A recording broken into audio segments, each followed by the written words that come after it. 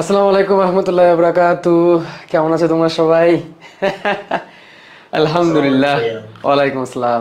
আলহামদুলিল্লাহ, আমরা মহান সৃষ্টিকর্তার শুক্রিয়া জ্ঞাপন করছি যে আমরা একদম যথাসময়ে আমাদের প্রথম ক্লাসটা শুরু করতে পেরেছি, আলহামদুলিল্লাহ। অ্যান্ড তোমাদেরকে দেখে ভালো লাগছে ভালো এবং আছেন আমি ভাইয়া? আলহামদুলিল্লাহ ভাইয়া ভালো আছি। এবং সব থেকে ভালো লাগাছে এটা দেখেই যে ক্লাসটা শুরু করা মাত্রই ওয়েব অ্যাপে 130 জন আর হচ্ছে ফেসবুক লাইভে মোটামুটি 70 জনের মতো একসাথে ঢুকে গিয়েছে। সো তোমাদের ভাইয়া সব। কিছু মনে না করলে একটা কোশ্চেন ছিল ভাইয়া। হ্যাঁ, বলো। ভাইয়া আমার হচ্ছে ফেসবুক গ্রুপে আমি সবগুলো ইনফরমেশন ঠিক দেওয়ার পরও আমাকে গ্রুপে হচ্ছে অ্যাপ্রুভ করা নাই। আচ্ছা, তাহলে একটু ওয়েট করতে হবে। তোমার ফেসবুক আইডিতে হয়তো বা নতুন, এই কারণে হয়তো বা এটা হয়েছে। ঠিক আছে, নতুন আইডি থাকলে এরকম হয়। আচ্ছা একটু দেখেন ভাইয়া, আমি না আমার আইডি নতুন না ভাইয়া। আর তাহলে এটা একবার একটু চেক করতে হবে কোনো ইনফরমেশনে কোনো ভুল হচ্ছে কিনা। হয়ে যাবে, অনেকে মানে রিকোয়েস্ট দিচ্ছে, তো গত 2 দিনের মধ্যে মোটামুটি 400-র মতো স্টুডেন্ট একসাথে চলে আসছে। সো সবাইকে স্বাগত জানাচ্ছি। কেমন লাগতেছে তোমাদের সবার? অনেক দিন ধরে তোমরা ওয়েট করতেছিলে যে মানে কমেন্ট, আমি গত 2 মাস ধরে খালি কমেন্ট পাচ্ছি যে ভাইয়া কবে ক্লাস শুরু করবেন, ভাইয়া কবে ব্যাচ শুরু করবেন, ভাইয়া কবে কবে 24 নিয়ে করবেন। সেই 24-এর দিন চলে আসছে। ঠিক আছে, তো তোমাদের জন্য বায়োমিশন চলে আসছে। সো আমার এই ব্যাচের নাম হচ্ছে আলহামদুলিল্লাহ বায়োমিশন নাম দিয়েছি। শুরুতে একটা কথা বলে রাখি, অনেকেই জয়েন করেছে বাট এখনো পর্যন্ত গ্রুপে অ্যাপ্রুভ হতে পারে নাই বা কোনো কারণে ওয়েবে জয়েন করতে পারে নাই। এই জন্য আমি প্রথম 2টা ক্লাস, আজকে এবং আগামীকালকার ক্লাসটা আমি এএসজি গ্রুপে এবং ইউটিউবে মানে সবার জন্য ফ্রিতে দিয়ে দেবো। জাস্ট 2টা ক্লাস ফ্রিতে থাকবে। তোমাদের কারো কোনো প্রবলেম নাই তো? আশা করছি জাস্ট 2টা ক্লাস। না না ভাইয়া, কোনো ওকে, ঠিক প্রবলেম আছে। নেই। জাস্ট 2টা ক্লাস আমরা সবার উদ্দেশ্যে ফ্রি দিয়ে দিব, বাকিগুলো হচ্ছে থাকবে। সো যারা হচ্ছে ফ্রিতে দেখবা ক্লাসটা ইউটিউবে এবং এএসজি তে, তোমরা জেনে রাখো এটা হচ্ছে আমাদের 24 ব্যাচের প্রথম সাইকেল, যেখানে আমরা কোষীয় গঠন, কোষ বিভাজন এবং অণুজীব পড়বো। তো সেটার পেইড ক্লাস হচ্ছে এটা, যার 2টা ক্লাস আমি তোমাদের সবার জন্য উন্মুক্ত করে দিচ্ছি। ওকে, সো তোমরা সবাই ভালো আছো তো, তাই না? আলহামদুলিল্লাহ। আশা করছি সবার সাথে খুবই ভালো একটা জার্নি যাবে। তোমরা সবাই যে কাজটা করবা, তোমাদের মাইক্রোফোনটা একটু কাইন্ডলি সবাই একটু বন্ধ রাখার ট্রাই করবা। যখন কথা বলার দরকার তখন তোমরা কথা বলবা। তোমাদেরকে যে বহুল আকাঙ্ক্ষিত ক্লাস রুটিন, সেই ক্লাস রুটিনটা একটু দিয়ে দিই। ক্লাস হবে হচ্ছে তোমাদেরকে মনে হয় বলেছিলাম শনি শনি সোম বুধ, শনি সোম বুধ রাত 9টা 30 মিনিটে। এবং আশা করি এই রাত 9টা বা রাত 10টার দিকে তোমাদের মনে হয় অন্য কোনো ব্যাচের ক্লাস নাই। অপার, চিন্ময়, সাকিব, সঞ্জয়, অবিদা কারো কোনো ক্লাস নাই। এবং শুক্রবার বিকাল 3টা, মানে কালকে বিকাল 3টা। ঠিক আছে, তার মানে তোমাদের সাথে সপ্তাহে আমার দেখা হবে কয়দিন? 4 দিন। কেন? কারণ হচ্ছে আমি অনেক লেট করে শুরু করছি, তাই না? লেট করে শুরু করার কারণে আমি সাইকেল 1টা খুব দ্রুত শেষ করে দেবো ইনশাআল্লাহ। এবং তোমরা তো রুটিন পেয়ে গেছো মনে হয় সবাই, তাই না? এই যে ফেসবুক গ্রুপ, কার জানি মাইক্রোফোন অন, মাইক্রোফোন বন্ধ করো। এই যে ফেসবুক গ্রুপ, এই ফেসবুক গ্রুপেই একদম কভার পেজে রুটিন দেওয়া আছে। ঠিক আছে, ওকে। সাইকেল 1 কবে শেষ হবে? আচ্ছা, সাইকেল 1 কবে শেষ হবে এটা তোমাদেরকে বলে দিই। সাইকেল 1 শেষ হবে আনুমানিক 5ই এপ্রিল। 5ই এপ্রিল 5ই এপ্রিল এই সাইকেল 1 শেষ করার আমি টার্গেট নিছি। ঠিক আছে, টোটাল ক্লাস হবে 21টা 35 দিন। টার্গেট নিয়েছি যাতে 5ই এপ্রিলের মধ্যে সাইকেল 1 কমপ্লিট হয়ে যায় ইনশাআল্লাহ। ঠিক আছে, আল্লাহ যদি সহায় হন আমরা করতে পারবো। আচ্ছা, সবাইকে আরেকবার রিকোয়েস্ট করে নিব, তোমরা তোমাদের মাইক্রোফোনটা একটু কাইন্ডলি বন্ধ রাখবা। হ্যাঁ, বলো। প্রথম চ্যাপ্টার শেষ হতে কতদিন লাগতে পারে? লেকচার তো দেওয়াই আছে, রুটিন দেখো, রুটিন দেখলে বুঝতে পারবা। রুটিন কিন্তু দেওয়া আছে, রুটিনে সুন্দর করে দেওয়া আছে। না না, 10টা থেকে করলে একটু সমস্যা হবে, কারণ আমি মাইক্রোফোন সবাই বন্ধ, নাহলে কিন্তু আমি হার্ড মিউট করে দিব, কেউ আর মাইক্রোফোন অন করতে পারবে না। ভাইয়া আমরা কি আবুল হাসান স্যারের বই থেকে পড়াবেন? হ্যাঁ হ্যাঁ, আবুল হাসান স্যারের বই থেকে পড়াবো। আচ্ছা, সবার মাইক্রোফোনটা এখন আপাতত বন্ধ থাকুক, আপাতত সবার মাইক্রোফোন বন্ধ থাকুক। আচ্ছা, তো আমি আবুল হাসান স্যারের বই থেকে পড়াচ্ছি। এবং আরেকটা কথা তোমাদেরকে আগে বলেছিলাম, ক্লাসের টাইম নিয়ে কোনো রিকোয়েস্ট করবো না দয়া করে। ক্লাস টাইম চেঞ্জের ব্যাপারে কোনো রিকোয়েস্ট করবো না, এই রিকোয়েস্ট আমি রাখতে পারবো না, এক্সট্রিমলি সরি। ঠিক আছে, ক্লাসের টাইম যেটা বলছে ওইটাই স্টিক থাকতে হবে, কারণ অন্যদের ব্যাচ আছে, ফিজিক্স, কেমিস্ট্রি, ম্যাথ ব্যাচ আছে। সো এটার সাথে মেলানো যাবে না। সো আমরা কথা না বাড়িয়ে চলো আমাদের মেন পড়ায় চলে যাই। আমরা সবাই উদ্ভিদ বিজ্ঞানের জন্য আবুল হাসান স্যারের বই ফলো করব। কোন বই ফলো করব? আবুল হাসান স্যারের বই ফলো করব। এবং আজকে আমাদের লেকচার অনুযায়ী উদ্ভিদ কোষ, একটি আদর্শ উদ্ভিদ কোষের গঠন পর্যন্ত আমাদের লেকচার। কোন দিন কোন ক্লাস হবে, কোন লেকচারে কি পড়ানো হবে আমি আগে দিয়ে দিয়েছি, ফেসবুক গ্রুপে পিডিএফ আকারে আপলোড করা আছে, ঠিক আছে? ওকে, সবাই মাইক্রোফোন বন্ধ। আর আমি যখন পড়াবো তখন দয়া করে কেউ মাইক্রোফোন অন করে কথা বলবা না, এটা হচ্ছে প্রথম শর্ত।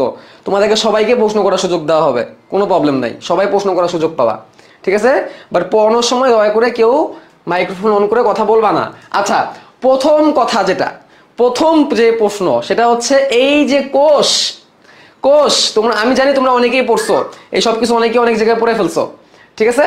বা তারপরও আমি চেষ্টা করবো যে তোমাদের একটু ডিফারেন্ট ভাবে একটু জিনিসটা দেওয়ার জন্য। যে কোষ, এই কোষ শব্দের প্রবর্তক কে? প্রথম প্রশ্ন, এই কোষ শব্দের প্রবর্তক কে? আমি যা দেখাবো তোমায় তাই দেখাবা। এই কোষ শব্দের প্রবর্তক হচ্ছে Robert Hooke. Hook, Robert Hooke, উনি হচ্ছেন এই কোষ শব্দের প্রবর্তক। আচ্ছা, বেসিক্যালি রবার্ট হুক হচ্ছে রয়্যাল সোসাইটি অফ লন্ডনের কিউরেটর ছিলেন। কিউরেটর, কিউরেটর কি? তোমরা একটা গদ্য পড়বা বাংলায়, মহাজাগতিক কিউরেটর, এরকম একটা গদ্য আছে, বাংলা বই আছে, তোমাদের সিলেবাসে এখন আছে কিনা জানি না, বাট এরকম একটা গদ্য আছে, মহাজাগতিক কিউরেটর। কিউরেটর হচ্ছে একটা জাদুঘর বা কোনো একটা মিউজিয়াম বা বড় একটা কোনো জায়গার জিনিসপত্র রক্ষণাবেক্ষণ যে ব্যক্তি করে তাকে কিউরেটর বলে। তোমাদের মনে সিলেবাসে আছে মহাজাগতিক কিউরেটর। তো কিউরেটর কি করে? রক্ষণাবেক্ষণ এবং সংগ্রহ করেন। তো রয়্যাল সোসাইটি অফ লন্ডন সালটা কত ভাইয়া? সালটা হচ্ছে 1665, জানতে হবে 1665 সাল। কার মাইক্রোফোনের সমস্যা? ধরো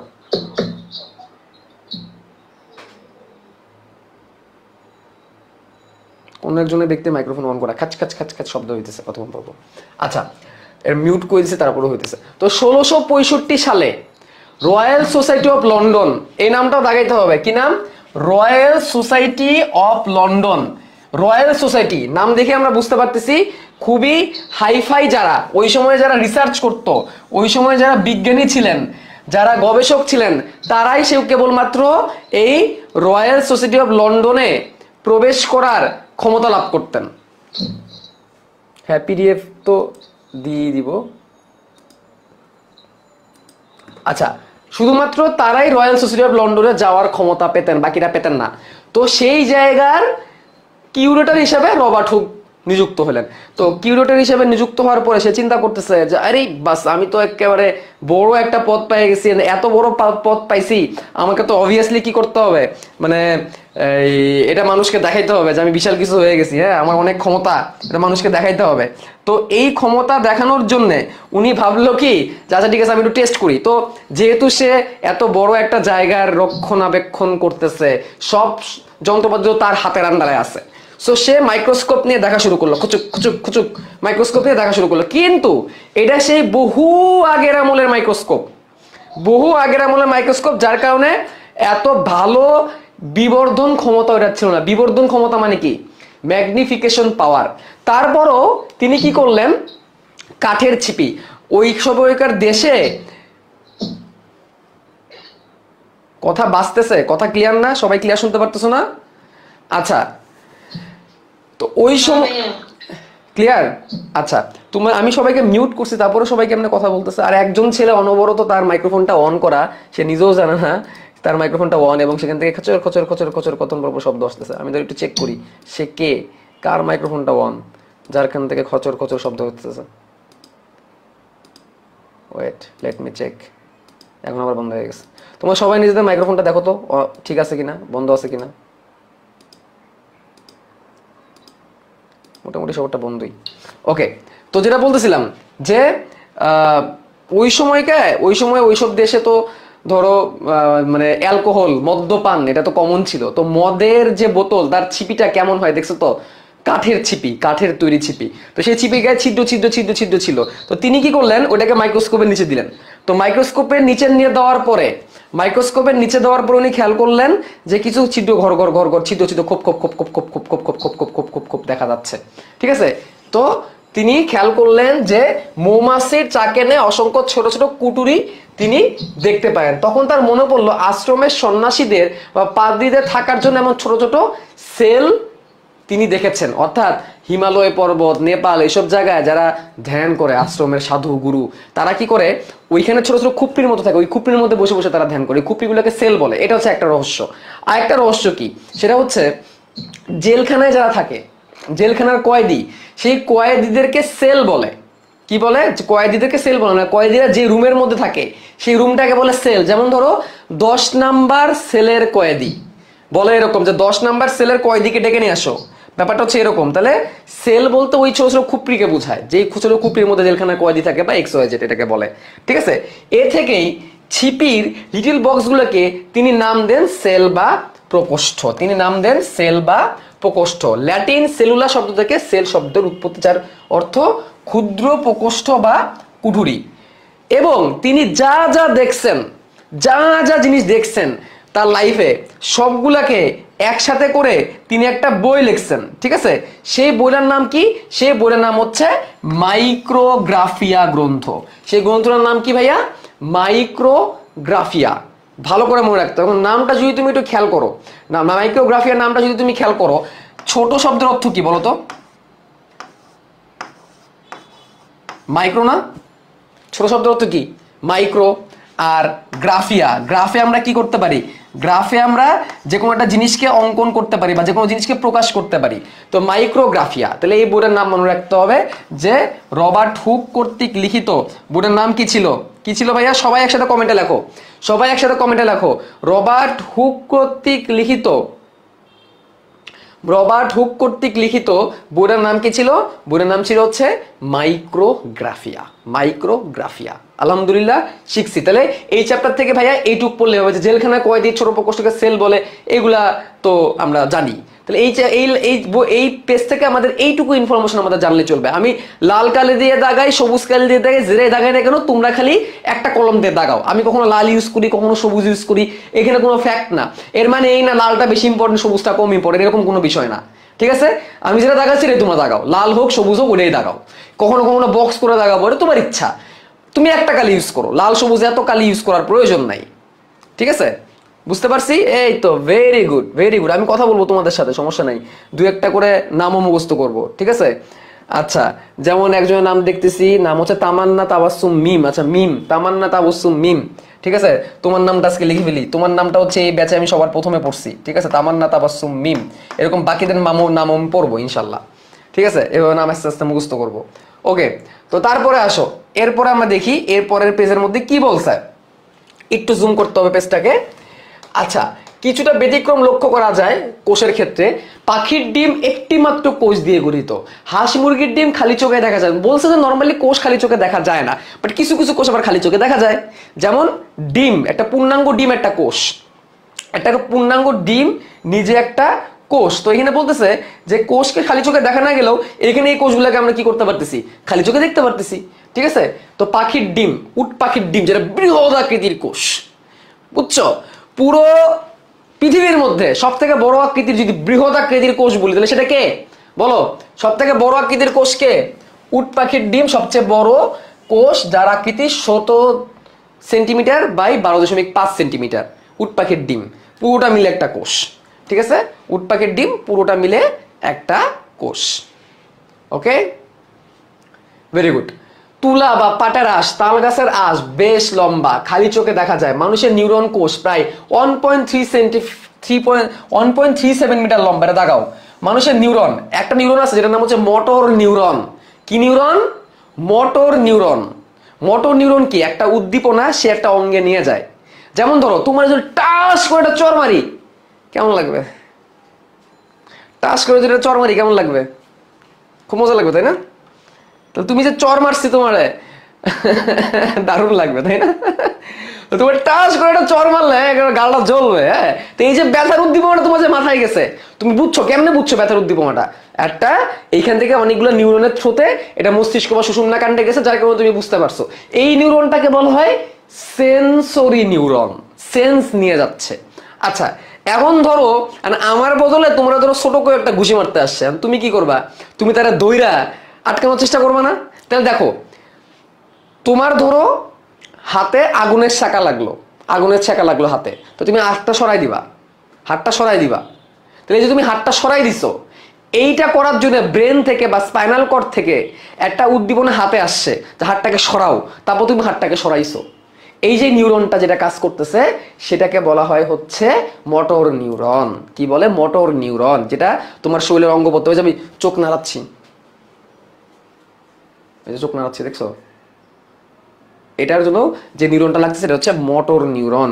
মোটর নিউরন উদ্দীপনা পাঠায় একটা জায়গায়। তো এরকম একটা মোটর নিউরন আছে যেটা মানুষের স্পাইনাল কর্ড সুষুম্নাকাণ্ড থেকে বের হয়ে পায়ের বুড়ো আঙ্গুল পর্যন্ত বিস্তৃত এবং তার দৈর্ঘ্য 1.37 মিটার, যেটা কিনা মানবদের সব থেকে দীর্ঘ কোষ। ঠিক আছে? তবে একটা কথা মনে রাখবা, রবার্ট হুক যে কোষটা দেখছিল এটা প্রকৃতপক্ষে মৃত কোষ ছিল, তিনি কোনো জীবিত কোষ দেখতে পারেন নাই। এরপরে দেখো অনেক বিজ্ঞানীর নাম বলছে, এগুলো জাস্ট সাধারণ জ্ঞানের মতো জাস্ট এমনি পড়বো। এগুলো যা সাধারণ জ্ঞান, যে এইখানে যতটুকু জায়গা আছে, এই যে এইখানে যতটুকু জায়গা আছে, এগুলো যা সাধারণ জ্ঞানের মতো আমরা একটু পড়বো, ঠিক আছে, জিকের মতো, বাট অত বেশি গুরুত্বপূর্ণ না, এগুলো মুখস্থ করতে আমরা যাবো না। এখানে যতটুকু আছে এগুলো আমরা মুখস্থ করতে যাবো না, ঠিক আছে? আমি যেটা বলছি এটা করো, জাস্ট একটু পড়ে নিও, এখানে এমন আহামরি কোনো কথাবার্তা এখানে নাই, যেটা লাগবে। এরপর অনুবীক্ষণ যন্ত্রের কিছুটা উন্নতি সাধিত হলে ডাচ বিজ্ঞানী অ্যান্টনি ভান লিউয়েনহুক প্রথম কোষ প্রাচীর ছাড়াও ভেতরে পূর্ণাঙ্গ কোষের দ্রব্যাদি জীবিত কোষ পর্যবেক্ষণ করেন। তাহলে কে সর্বপ্রথম জীবিত কোষ পর্যবেক্ষণ করেন? লিউয়েনহুক। এর নামের মধ্যে হুক আছে, দুই হুক, একটা হচ্ছে রবার্ট হুক আর একটা হচ্ছে লিউয়েনহুক। এক হুক কোষ দেখছে আর এক হুক জীবিত কোষ দেখছে। তাহলে অ্যান্টনি ভন লিউয়েনহুক, সংক্ষিপ্ত করে বললে হচ্ছে লিউয়েনহুক সবার প্রথমে জীবিত কোষ পর্যবেক্ষণ করছে। কারণ এইখানে একটা মজার গল্প আছে, এই গল্পটা তোমরা অনেকে জানো না, আমি গল্পটা বলি। বলছে যে এরপরে এই যে এর মধ্যে তো অনেক বিজ্ঞানী অনেক চেষ্টা করছে, বাট কেউই আসলে মানে অত ভালো করে কোষকে দেখতে পারে নাই, কিন্তু লিউয়েনহুক পারছে। সে কেমনে পারলো? কেসে হুয়া? ঠিক আছে, দেখো লিউয়েনহুকের আসল পরিচয়টা বলি। তোমরা কি জানো আসলে লিউয়েনহুক ব্যক্তিটা কে ছিল? সবাই তো মনে করতেছে ওরে বাপরে কোষ আবিষ্কার করে ফেলছে, না জানি সে কত বড় বিজ্ঞানী। সে রবার্ট হুকের মতো এত দামি নামি কোনো বিজ্ঞানী ছিলেন না লিউয়েনহুকের মানে রিয়েল গল্পটা তোমাদেরকে বলি, লিউয়েনহুকটা আসলে কে ছিলেন। লিউয়েনহুক ছিল আসলে একজন বস্ত্র ব্যবসায়ী। কে ছিল? বস্ত্র ব্যবসায়ী। কি পাগল ছিল? হ্যাঁ, লিউয়েনহুক বেসিক্যালি ছিল একজন বস্ত্র বা কাপড়ের ব্যবসায়ী। তিনি কাপড়ের ব্যবসা করতেন। তো কাপড়ের ব্যবসা করতে কাপড়ের গুণগত মান এইসব জিনিস অনেক কিছু তাকে চেক করতে হইতো, কাপড় ভালো কিনা, কাপড় কিনা। তো সেই সময় সবাই মানে ওই সময় তো বিজ্ঞানীরা নতুন করে মাইক্রোস্কোপ আবিষ্কার করে ফেলছে, ঠিক আছে? ওই সময় কিন্তু যে 1665 1674 মোটামুটি কাছাকাছি সময়, ঠিক আছে? তো ওই সময় তো নতুন করে মাইক্রোস্কোপ আসছে। ব্যাপারটা ওই সময় কেমন ছিল জানো? ব্যাপারটা এরকম ছিল যে কেউ যদি বিজ্ঞানী হয় তাহলে তাকে একটু মাইক্রোস্কোপ নিয়ে একটু খেলাধুলা করতে হবে, কেউ বিজ্ঞানী হলে তারা মাইক্রোস্কোপ নিয়ে কি করতে হবে? খেলাধুলা করতে হবে। মানে ব্যাপারটা ওই সময় এরকম ছিল, টেন্ডেন্সি আর কি। মানে আমি বিজ্ঞানী হয়েছি তার মানে আমাকে কি নিয়ে খেলাধুলা করতে হবে বলতো? আমি বিজ্ঞানী তার মানে আমাকে মাইক্রোস্কোপ নিয়ে খেলাধুলা করতে হবে। এখন এই দেখা বস্ত্র ব্যবসায়ী লিউয়েনহুকেরও খুব ইচ্ছা হইলো আমাকেও একটা কি কিনতে হবে, মাইক্রোস্কোপ কিনতে হবে। কিন্তু ভাই সে তো বিজ্ঞানী না, তার কেন মাইক্রোস্কোপ দরকার? তো সে বিভিন্ন জায়গা থেকে বস্ত্র সংগ্রহ করতো ব্যবসা করার জন্য।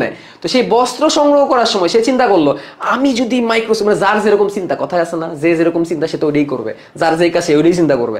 সে চিন্তা করতেছে আমার কাছে যদি একটা মাইক্রোস্কোপ থাকে তাহলে মাইক্রোস্কোপ দিয়ে দেখা কোন কাপড় ভালো কোন কাপড় খারাপ, কাপড়ের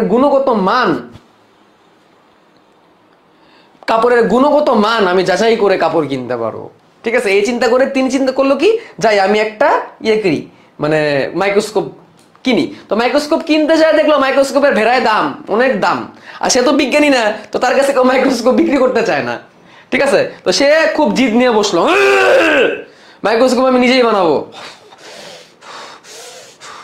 মাইক্রোস্কোপ কি করব, আমি নিজেই বানাবো।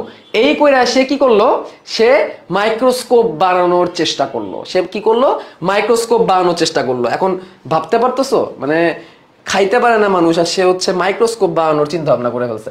তো আমি যদি একটু এই পেজটাকে যদি একটু করে মানে মিনিমাইজ করে আমি ওই উনার যে মাইক্রোস্কোপটা, সেই মাইক্রোস্কোপটা কেমন ছিল সেটা যদি একটু আঁকায় দেখানোর চেষ্টা করি, তো তোমরা বুঝবা ওই মাইক্রোস্কোপের আর রেগুলার মাইক্রোস্কোপের সাথে তেমন কোনো মিলই ছিল না। যেমন আমি উনার বানানো মাইক্রোস্কোপের একটু একটা দামি চিত্র আমি তোমাদের একটু মানে দেখানোর চেষ্টা করি, তাহলে তোমরা বুঝতে পারবে উনার বানানো মাইক্রোস্কোপটা কেমন ছিল। উনার বানানো মাইক্রোস্কোপের এরকম একটা স্ট্যান্ড ছিল, স্ট্যান্ডের মাথায় এরকম একটা অংশ ছিল এবং এটা কাঠ দিয়ে তৈরি ছিল এবং তার মাঝখানে এরকম একটা ছিদ্র ছিল। এই ছিদ্রের মধ্যে ছোট্ট একটা লেন্স ছিল। এই ছিদ্রের মধ্যে ছোট্ট একটা কি ছিল? লেন্স ছিল। এবং তিনি কি করতেন? ওই লেন্সের উপরে একটু পানির ফোঁটা দিতেন। পানির ফোঁটা দিতেন এরকম। পানির ফোঁটা দিয়ে যে এমনি এমনি দেখতেন, এমনি এমনি, এই যে এমনি, মনে করো যে এই হচ্ছে ধরো আমার ফোন, আর এই যে এমনি দেখতো, এমনি। আসলে এমনি না, ব্যাপারটা ছিল এরকম, ধরো এই হচ্ছে কাপড়, এই হচ্ছে কাপড়, আর একটা জিনিস আনি, এই যে কিছুটা এই টাইপের ছিল, এই টাইপের, এইভাবে দেখতো। ধারণা করলো বিজ্ঞানীরা ধারণা করলো উনার বানানো যে মাইক্রোস্কোপটা, বিজ্ঞানীরা ধারণা করলো যে উনার বানানো মাইক্রোস্কোপটা সচরাচর ওই সময় যে মাইক্রোস্কোপ ছিল, মানে রেগুলার যে মাইক্রোস্কোপ ছিল, সেই রেগুলার মাইক্রোস্কোপের থেকে উনার বানানো মাইক্রোস্কোপের বিবর্ধন ক্ষমতা 20 থেকে 50 গুণ বেশি ছিল। ভাবা যায় এগুলা? কেসে হুয়া এটা কেমনে হইলো? বাট হয়ে গেছে সামহাও। তার মানে হচ্ছে উনি যেটা বানাইছে এটার ক্ষমতা ওই রবার্ট হুকের থেকে কত গুণ বেশি? 20 থেকে 50 গুণ বলে খাইছে রে। মানে একেবারে মানে বানাইছে একেবারে সেই লেভেলের জিনিস বানাই ফেলছে, বুঝছো? তো এই হচ্ছে অবস্থা। তো সে তো এখন মানে এই জিনিস নিয়ে তো অনেক মজা পাচ্ছে, মানে তার তো এখন খেলনা হয়ে গেছে, মানে সে বস্ত্র ব্যবসা বাদ দিয়ে এখন খেলাধুলা শুরু করে দিচ্ছে, মাইক্রোস্কোপ নিয়ে খেলাধুলা। ঠিক আছে, তো বুঝোই তাহলে অবস্থা। তো মাইক্রোস্কোপ নিয়ে সে খেলাধুলা শুরু করছে। তো এরপরে দেখো আমরা রবার্ট হুক মানে লিওয়েন হুক নিয়ে আরো অনেক কিছু জানবো। তার মধ্যে একটু কয়টা জিনিস আমরা একটু দেখি। 1881 সালে ফেলিক্স ফন্টানা কোষের মধ্যে নিউক্লিয়াসের অস্তিত্ব অনুভব করেন। দাঁড়ানো লাগবে না, কারণ সামনে নিউক্লিয়াস নিয়ে আলোচনা আছে, সেখানে আবার পড়বো। 1833 সালে রবার্ট ব্রাউন সর্বপ্রথম উদ্ভিদ কোষে সুস্পষ্ট গোলাকার নিউক্লিয়াসের অস্তিত্ব লক্ষ্য করেন। এটাও দাঁড়ানোর দরকার নেই, সামনে আমরা পাবো। ঠিক আছে, 35 সালে ফরাসি কোষবিদ ফেলিক্স, কে ফোন দিল? তারপরে কি হয়েছে যে ফেলিক্স ডুজার্ডিন কোষের মধ্যে এক ধরনের জেলিনের থকথকে পদার্থ আবিষ্কার করেন, তার নাম দেন প্রোটোপ্লাজম। এটা তোমাদের দেখানোর দরকার নেই, এগুলো আসে না পরীক্ষায়। 1831 সালে জার্মান বিজ্ঞানী ম্যাক্স নল ও আর্নেস্ট রাস্কা কর্তৃক ইলেকট্রন অনুবীক্ষণ যন্ত্র আবিষ্কার এবং এর উন্নতির ফলে কোষ ও কোষের অঙ্গাণু অতি সূক্ষ্ম গঠন জানা গেছে।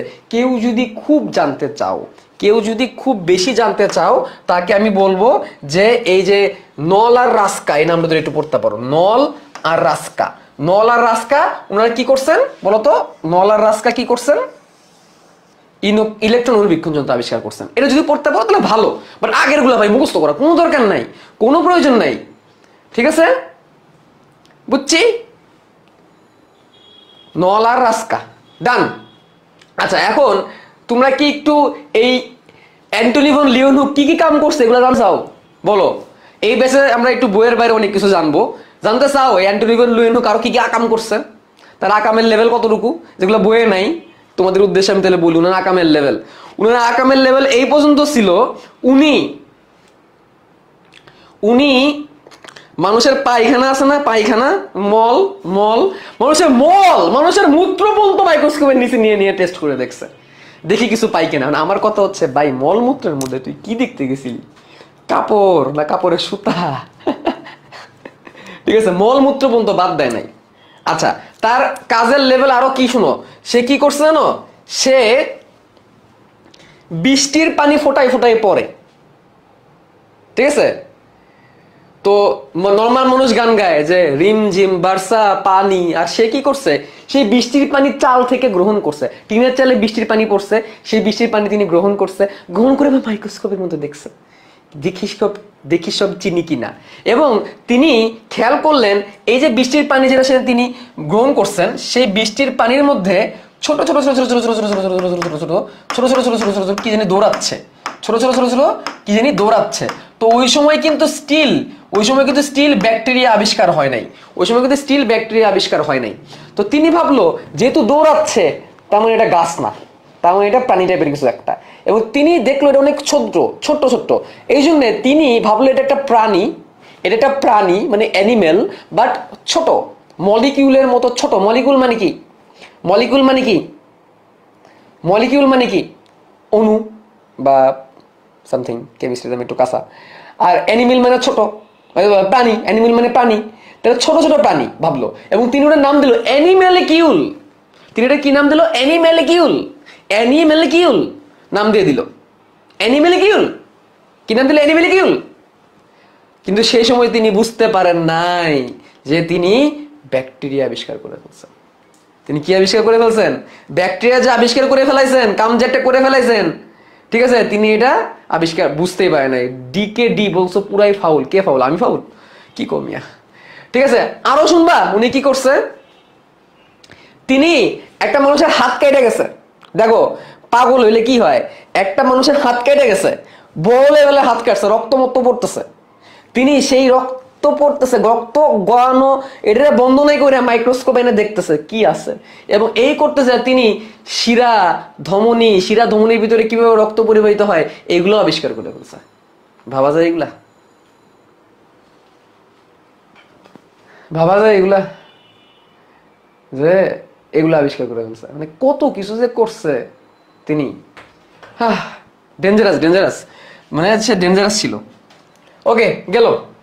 আসো আমরা লিওয়েন হুক নিয়ে যে এত কাহিনী আছে এগুলো জানতা আগে? লিওয়েন হুক নিয়ে যে এত কিচ্ছা আছে এগুলো কি জানতা আগে? হ্যাঁ, আচ্ছা যাক, আলহামদুলিল্লাহ, নতুন কিছু শিখতে পারলে আলহামদুলিল্লাহ। আচ্ছা, এবার দেখো বেশ কিছু বিজ্ঞানীর মতামত নিয়ে কথাবার্তা বলছে। এখন কথা হচ্ছে যে এত মতামত জেনে আমরা করবোটা কি? সে মত দিছে ভালো কথা, সে তার মত দিয়ে বয়ে থাক, সে তার মত দিয়ে মুড়ি খাক, আমার কি, ঠিক আছে। তো তার মধ্যে একজনের মতামত আছে যেটা হচ্ছে, তুমি একটু পড়বা, এগুলো পড়লেই বুঝবা কি বলছে। এই যে এই লোই এবং শিকে বীজ, তার মতটা একটু আমাদের একটু আমলে নিতে হবে। কেমন নিতে হবে? 9-10 কোষের গঠন পড়ছো না? 9-10 কোষের গঠন পড়ছো না? পড়ছো তো, জীবকোষ ও টিস্যু। ওই চ্যাপ্টারের শুরুতেই এই লাইনটা ছিল, লোই এবং শিকে বীজের মতে। দেখো তো, পড়ছো না?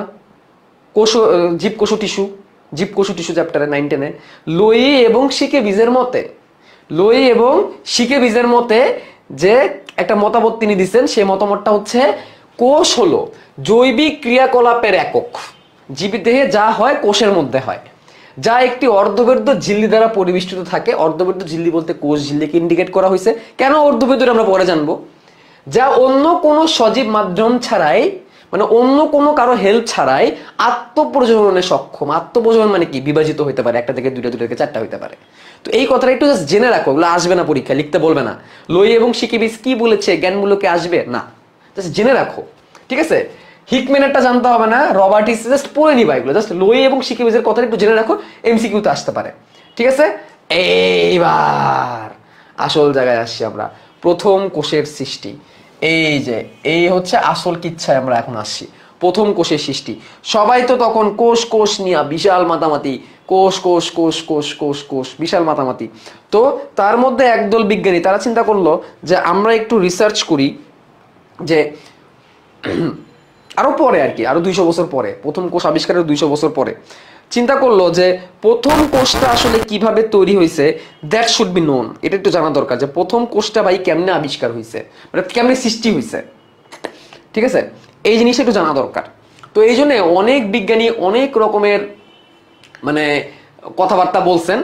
তো দেখো প্রথমে একটা মানে আলোচনা দিছে, যে সময় মানুষ প্রি এক্সিস্টিং সেল কোথা থেকে এলো, মানে প্রাথমিক সেল কোথা থেকে এলো, সেগুলো নিয়ে মানুষ প্রথমে একটু চিন্তা ভাবনা করা শুরু করছে। এগুলো অনেক কথাবার্তা বলছে। একটা কথা বলি শোনো, বায়োলজিতে তোমাদের কাছে কেন কঠিন লাগে জানো? তোমরা বায়োলজিতে অযথাই কিছু সাল, কিছু বিজ্ঞানীর নাম, কিছু সংখ্যা পড়তে যাও। আমি কয়টা সাল দাগাইছি দেখো তো? দাগাইছি খুব বেশি। কয়টা সংখ্যা দাগাইছি? আমি এত বেশি দাগাইছি? আমি যেগুলো বলবো শুধু সেগুলোই পড়ো বাবা, সব লাগে না, ঠিক আছে। এইসব সাল, সংখ্যা, নাম পড়তে তোমরা বায়োলজির তোমরা একদম বেজ্জত করে দাও, ঠিক আছে। সব লাগে না, আমার কথা মানো, সব লাগে না। তো এইখানে দেখো বহু সাল টাল বলছে, এগুলা লাগবে না, ঠিক আছে। এরপর দেখো অপারিন এবং হ্যালডেন নাম লাগবে না? লাগবে না। তারা মনে করেন, কি মনে করে এটা লাগবে, এখান থেকে কি মনে করছে এটা লাগবে। কে মনে করছে দ্যাট ডাজন্ট ফ্যাক্ট, কি মনে করছে এটা লাগবে। তার মানে বুঝছো যে বিজ্ঞানী হলে ওইরকম লেভেলের বিজ্ঞানী হইতে হবে যার নাম সহ মনে রাখে। যে আদিকালের বায়ুমণ্ডলে তারা ধারণা করছে যে আদিকালের বায়ুমণ্ডলে মিথেন, অ্যামোনিয়া, হাইড্রোজেন এবং পানি ছিল, কিন্তু মুক্ত অক্সিজেন ছিল না। এইসব গ্যাস সমূহের ঘর্ষণের ফলে কোনো জৈব অণু সৃষ্টি হয়েছিল বলে তারা ধারণা করে। আবার বলি, প্রথম কথা প্রিমিটিভ সেল, এই কথাটা একটু মাথায় রাখো। প্রিমিটিভ সেল লাইনটা আমি লিখি, প্রিমিটিভ সেল মানে প্রাথমিক কোষ, মানে আদি কোষেরও আগের কোষ। আদি কোষ তো এমনি লুল মার্কা, তার মধ্যে কিছু নাই, তার থেকেও লুল। ঠিক আছে, প্রিমিটিভ সেলটা যখন হয়েছে পৃথিবীতে, তখন পৃথিবীতে কোনো অক্সিজেন ছিল না, এটা সত্য। এটা বিজ্ঞানীরা অনেক রিসার্চ করে বের করতে পারছে, পৃথিবীতে প্রথমে অক্সিজেন ছিল না। এবং সেই সময় বায়ুমণ্ডলে কি ছিল? বায়ুমণ্ডলে পানিও ছিল না, ছিল জলীয় বাষ্প। পানিটা জলীয় বাষ্প আকারে ছিল। হাইড্রোজেন ছিল, অ্যামোনিয়া গ্যাস ছিল, মিথেন গ্যাস ছিল, মানে গ্যাসই ছিল সহজ কথায়, কোনো পানি ছিল না, পুরো পৃথিবী ছিল হচ্ছে গ্যাস। সেই মুমেন্টে কোনো একটা ঘর্ষণ, কোনো একটা শক্তি, কোনো একটা ক্ষমতা, এর ফলে একটা জৈব যৌগ তৈরি হয়েছে। কি তৈরি হয়েছে? জৈব যৌগ। কারণ কোষ তৈরি করতে গেলে আগে তোমাকে একটা জৈব যৌগের সৃষ্টি করতে হবে। সেই জৈব যৌগ প্রোটিন হইতে পারে। প্রোটিন আবার কি দিয়ে তৈরি? প্রোটিন অ্যামাইনো অ্যাসিড দিয়ে তৈরি। এই পুরো বায়োলজির জার্নিতে প্রোটিন কি দিয়ে তৈরি? অ্যামাইনো অ্যাসিড দিয়ে তৈরি। এই কথাটা বারবার পাবা, এই জন্য এখনই মুখস্থ করে ফেলো। প্রোটিন কি দিয়ে তৈরি? অনেকগুলো অ্যামিনো অ্যাসিড দিয়ে তৈরি। যেগুলো দাগাবো শুধু সেটুকুই দাগাবা, সব দাগাবা না। ঠিক আছে? প্রোটিন কি দিয়ে তৈরি? অ্যামিনো অ্যাসিড দিয়ে তৈরি। যেটুকু দাগাই সেটুকু দাগাবা অবশ্যই। ঠিক আছে? আচ্ছা, অথবা প্রোটিনের বদলে অথবা ডিএনএ আরএনএ তৈরি করতে হবে। ডিএনএ আরএনএ কে আরেকটা নামে ডাকা হয়, তোমরা কি এটা জানো? নিউক্লিক অ্যাসিড নামে ডাকা হয়। খেয়াল করো, ডিএনএ এর পুনরূপ কি? ডিএনএ এর পুনরূপ হচ্ছে ডিঅক্সি রাইবো নিউক্লিক অ্যাসিড। ঠিক আছে ভাই, মজা পাচ্ছি না, পরাণ সাহা, তাহলে লিভ নাও। ওকে, তো নিউক্লিক অ্যাসিডের পুনরূপ কি? মানে ডিএনএ এর পুনরূপ কি? Deoxy ribo nucleic acid. RNA এর পুনরূপ কি? Ribo nucleic acid. তার মানে এরা হচ্ছে নিউক্লিক অ্যাসিড। তাহলে এরাও কিন্তু একটা জৈব যৌগ। এইরকম কিছু একটা তৈরি করতে হবে। প্রথমে তো কিচ্ছু নাই, কোনো কোষ নাই, কেমনে আসলো কোষটা তাইলে? এরপরে একটা পরীক্ষা হয়েছে, এই পরীক্ষাটা মিলারের এবং ইউরের টেস্ট বলা হয়। মিলার এবং ইউরের টেস্ট বলা হয়। তাদের নাম দুটো জেনে রাখো, মিলার এবং ইউরে টেস্ট। মিলার এবং ইউরে টেস্ট। তারা কি চিন্তা করলো? তারা চিন্তা করলো লেটস ট্রাই, একটু চলো চেষ্টা করে দেখি যে এই যে কথাগুলো বলতেছে যে প্রথম যে জৈব যৌগটা তৈরি হয়েছে পৃথিবীতে, এরা কি আসলে এখান থেকে তৈরি হইতে পারে কিনা। Let's try. মিলার এবং ইউরে তারা কি করলো? তারা ট্রাই করলো যে দেখি এই গ্যাসগুলোকে একসাথে করে আমরা কিছু বানাইতে পারি কিনা। দেখি কোষের মতো কিছু তৈরি হয় না। প্রিমিটিভ সেল মানে আদি কোষ, মানে প্রাথমিক কোষ। তো তারা এরকম একটা যন্ত্র বানাইলো। এখন তোমরা ভাবতেছো এ কনসি চিড়িয়া হ্যাঁ, এ আবার কি জিনিস ভাই? তো এই চিড়িয়া সম্পর্কে তোমাদেরকে একটু দেখাই, একটু বিবরণ করি এটা কি জিনিস। আচ্ছা, প্রাথমিকভাবে তারা দেখছে যে ওই সময় কি ছিল? জলীয় বাষ্প ছিল। কি ছিল?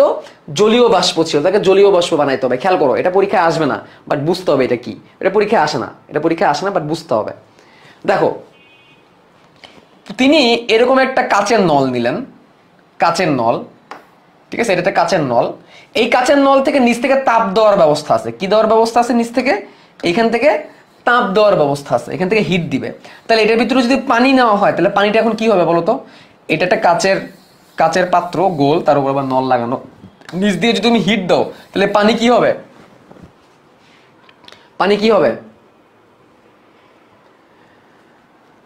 পানি বাষ্প হবে। তাহলে বাষ্পটা এরকম উপরে উঠবে, বাষ্পটা এরকম উপরে উঠে এরকম আরেকটা চেম্বারে যাবে, এই চেম্বারে যাবে।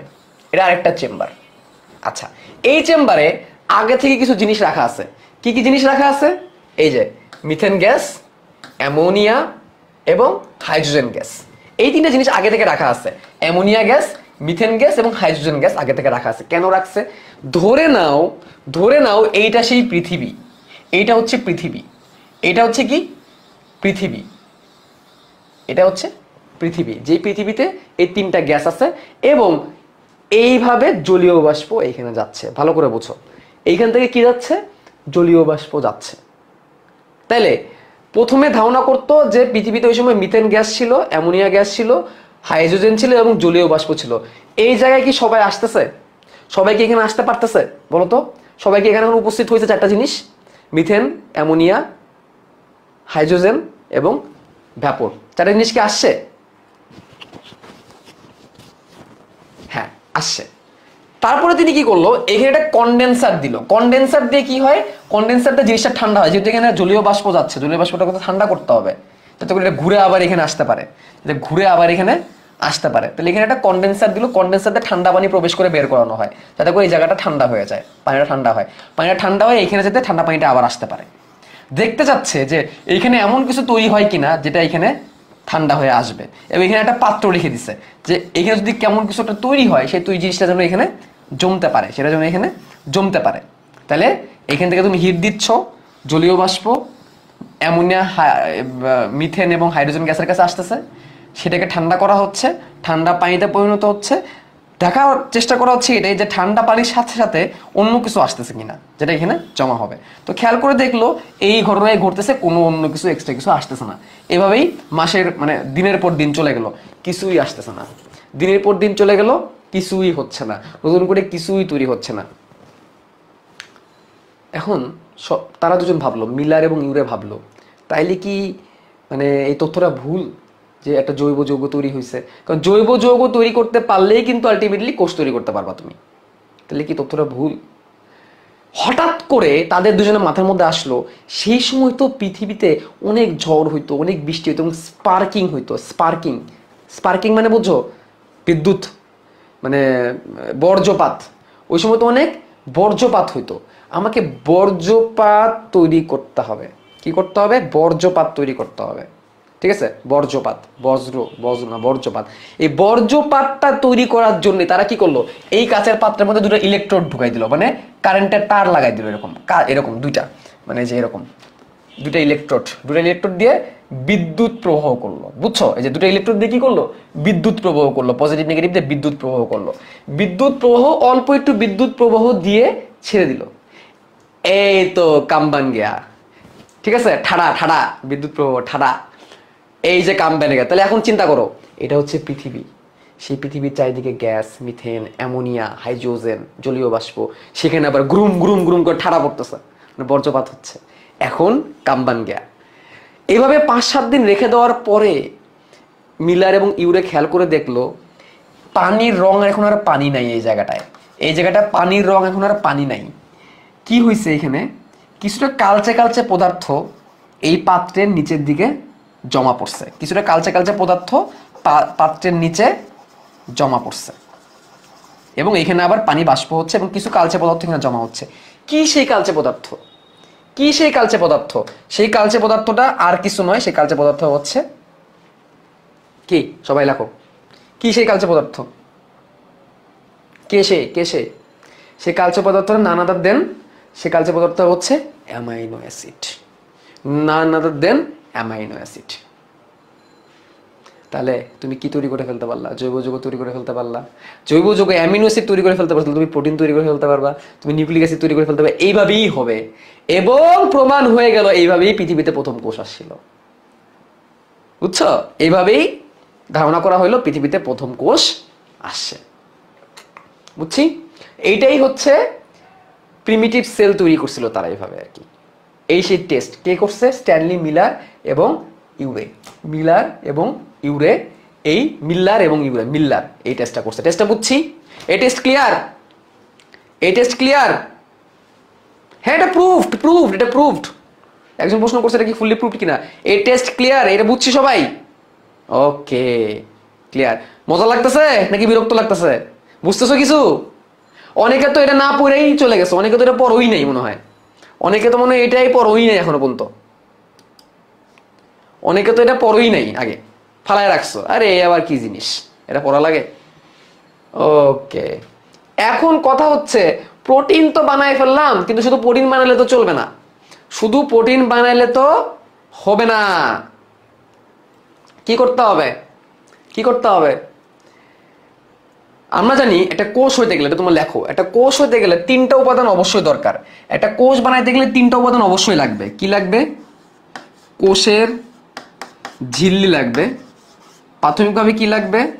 কোষের ঝিল্লি অবশ্যই থাকতে হবে। তারপরে কি থাকতে হবে? তারপরে থাকতে হবে হচ্ছে সাইটোপ্লাজম, অবশ্যই একটা সাইটোপ্লাজম থাকতে হবে কোষের মধ্যে, এবং নিউক্লিক অ্যাসিড হিসেবে ডিএনএ অথবা আরএনএ থাকতে হবে। নিউক্লিয়াস থাকতে হবে এমন না, ডিএনএ অথবা আরএনএ থাকতে হবে। যেমন ধরো ব্যাকটেরিয়া আদি কোষ, তার নিউক্লিয়াস সেভাবে নাই, কিন্তু ডিএনএ কিন্তু তার মধ্যে ঠিকই আছে। এই তিনটা উপাদান অবশ্যই থাকতে হবে, এই তিনটা উপাদান অবশ্যই থাকতে হবে, তাহলে আমি কোষ বলতে পারি না। এখন সায়েন্টিস্টরা ধারণা করলো, এটা তো একটা ধারণা গেল স্ট্যানলি মিলার এবং ইউরের। তারপরে আরেকজন বিজ্ঞানী আসছে, মানে আরেকদল বিজ্ঞানী আসে, তারা ধারণা করছে যে আদি কোষ সর্বপ্রথম আরএনএ ছিল, এবং ধারণা করা হয়েছে RNA world hypothesis. RNA world hypothesis, এটা পরীক্ষা আসতে পারে, আরএনএ ওয়ার্ল্ড হাইপোথিসিস বর্ণনা করো। ধারণা করা হচ্ছে যে প্রথম যে কোষটা, এই প্রথম কোষটা আরএনএ থেকে তৈরি হয়েছে। প্রথম কোষের মধ্যে আরএনএ ছিল, এবং এটাকে এই জন্যে আরএনএ ওয়ার্ল্ড হাইপোথিসিস বলে।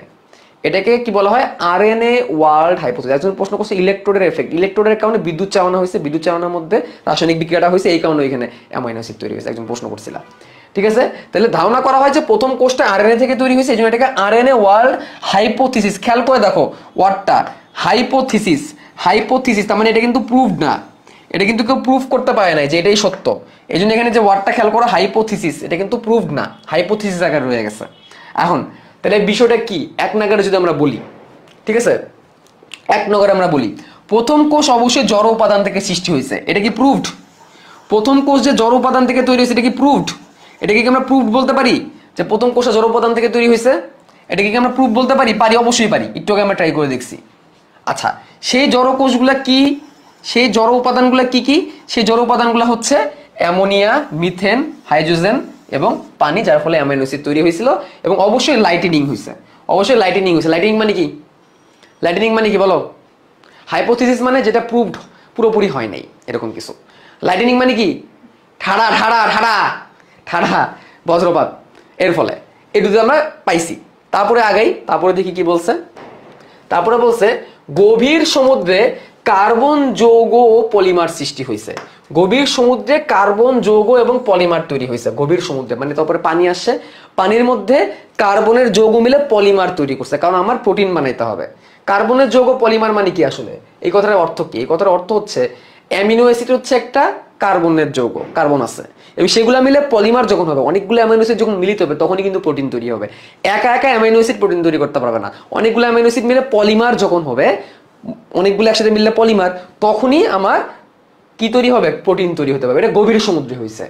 পরবর্তীতে ফসফোলিপিড বাইলেয়ার তৈরি হয়েছিল। এখন ফসফোলিপিড বাইলেয়ার এই কথাটা কেন আসলো? এই কথাটা আমরা কোষ ঝিল্লি পড়ার সময় নেক্সট ক্লাসে দেখবো। ফসফোলিপিড বাইলেয়ার এটা কি, ঠিক আছে? ফসফোলিপিড বাইলেয়ার জিনিসটা কি? ফসফোলিপিড বাইলেয়ারটা হচ্ছে কোষ ঝিল্লি তৈরির উপাদান। কোষ ঝিল্লির সব থেকে বেশি পরিমাণে থাকে ফসফোলিপিড বাইলেয়ার। তোমরা কি ফ্লুইড মোজাইক মডেল কেউ পড়ছো? পড়ার তো কথা, কলেজে তো পড়াই ফেলছে মনে হয়। ফ্লুইড মোজাইক মডেল কি তোমরা পড়ছো? ফ্লুইড মোজাইক মডেল, আচ্ছা, তো ফ্লুইড মোজাইক মডেল যদি তোমরা পড়ে থাকো, তাহলে ফ্লুইড মোজাইক মডেলের প্রধান উপাদান কি ছিল? Phospholipid bilayer.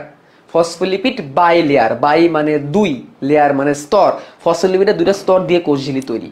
তো এইখানে এটাই বলছে ফসফোলিপিড বাইলেয়ার তৈরি হয়েছিল, কারণ কোষ তৈরি করতে তিনটা উপাদান লাগে, এর মধ্যে একটা উপাদান কি? কোষ তৈরি করতে তিনটা উপাদান লাগে, এর মধ্যে একটা উপাদান কি বলো? একটা উপাদান হচ্ছে কোষ ঝিল্লি। তাহলে এটা দিয়ে কোষ ঝিল্লি, বেসিক্যালি ফসফোলিপিড বাইলেয়ার দিয়ে কি তৈরি হবে? কোষ ঝিল্লি তৈরি হবে। আচ্ছা, তোমরা কি আমার কাছেই প্রথম পড়তেছো নাকি অন্য কোথাও পড়ছো? তোমরা এটা অন্য কোথাও পড়ছো? তো অন্য কোথাও যদি পড়ে থাকো তাহলে আমার একটু প্রশ্ন থাকবে, এভাবে ভেঙে ভেঙে বুঝতে পারছো কিনা? এভাবে ভেঙে ভেঙে বুঝতে পারছো কিনা? অন্য কোথাও যদি পড়ে থাকো এভাবে ভেঙে ভেঙে বুঝতে পারছো কিনা? যদি ভেঙে ভেঙে বুঝতে থাকো, আমার এখানে যদি প্রথম বুঝতে থাকো, তাহলে আলহামদুলিল্লাহ তোমার এই কোর্সটা কেনা সার্থক। এবং আমিও বলবো এই কোর্সটা তোমাদের বায়োলজির জন্য বেস্ট ফরএভার কোর্স হতে যাচ্ছে। তুমি দুনিয়ার যে কোনো জায়গায় কোর্স করো না কেন, আমি এটা হরফ করে বলতে পারি, আমার এই এসিএস এর বায়োলজি কোর্স বেস্ট ফরএভার হবে ইনশাআল্লাহ। ঠিক আছে, ইনশাআল্লাহ। ওকে,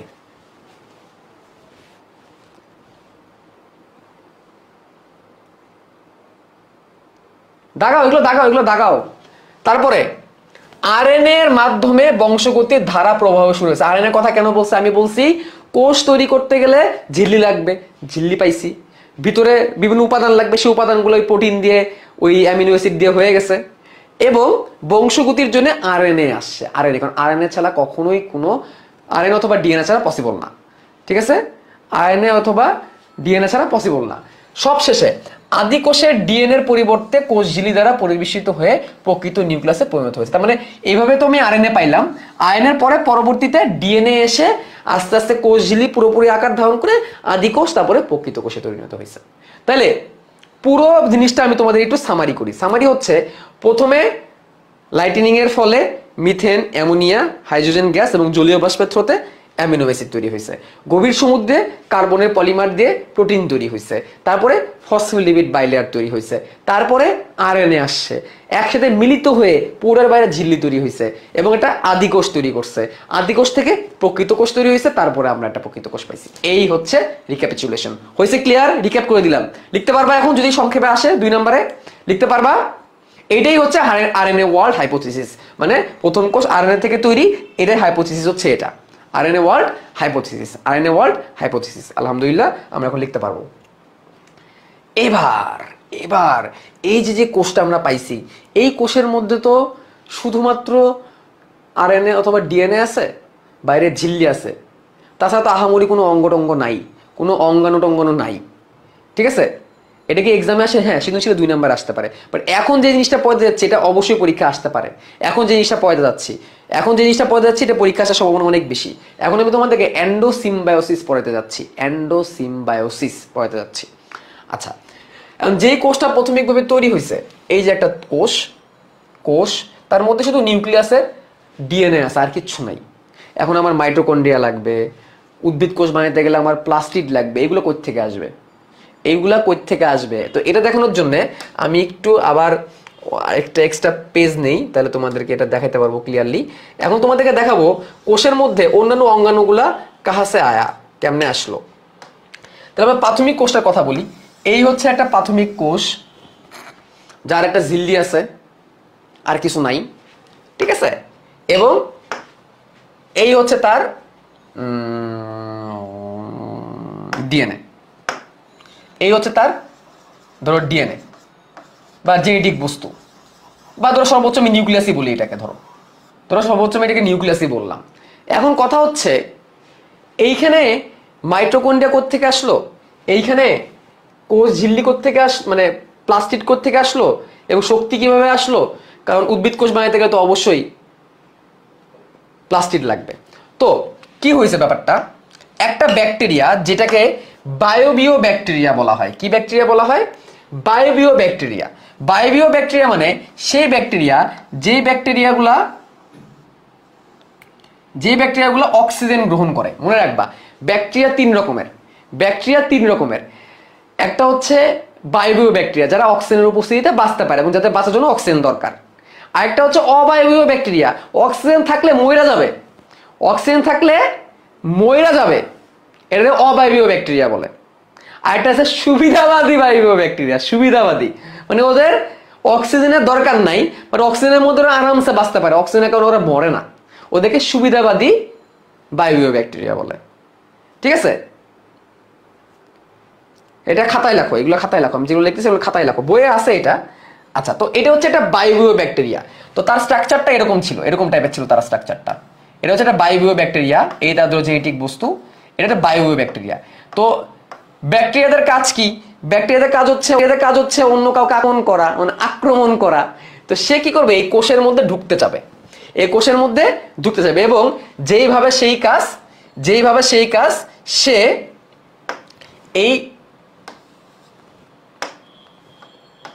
সে এই ব্যাকটেরিয়াটা এখন কি করবে জানো? এই ব্যাকটেরিয়াটা এখন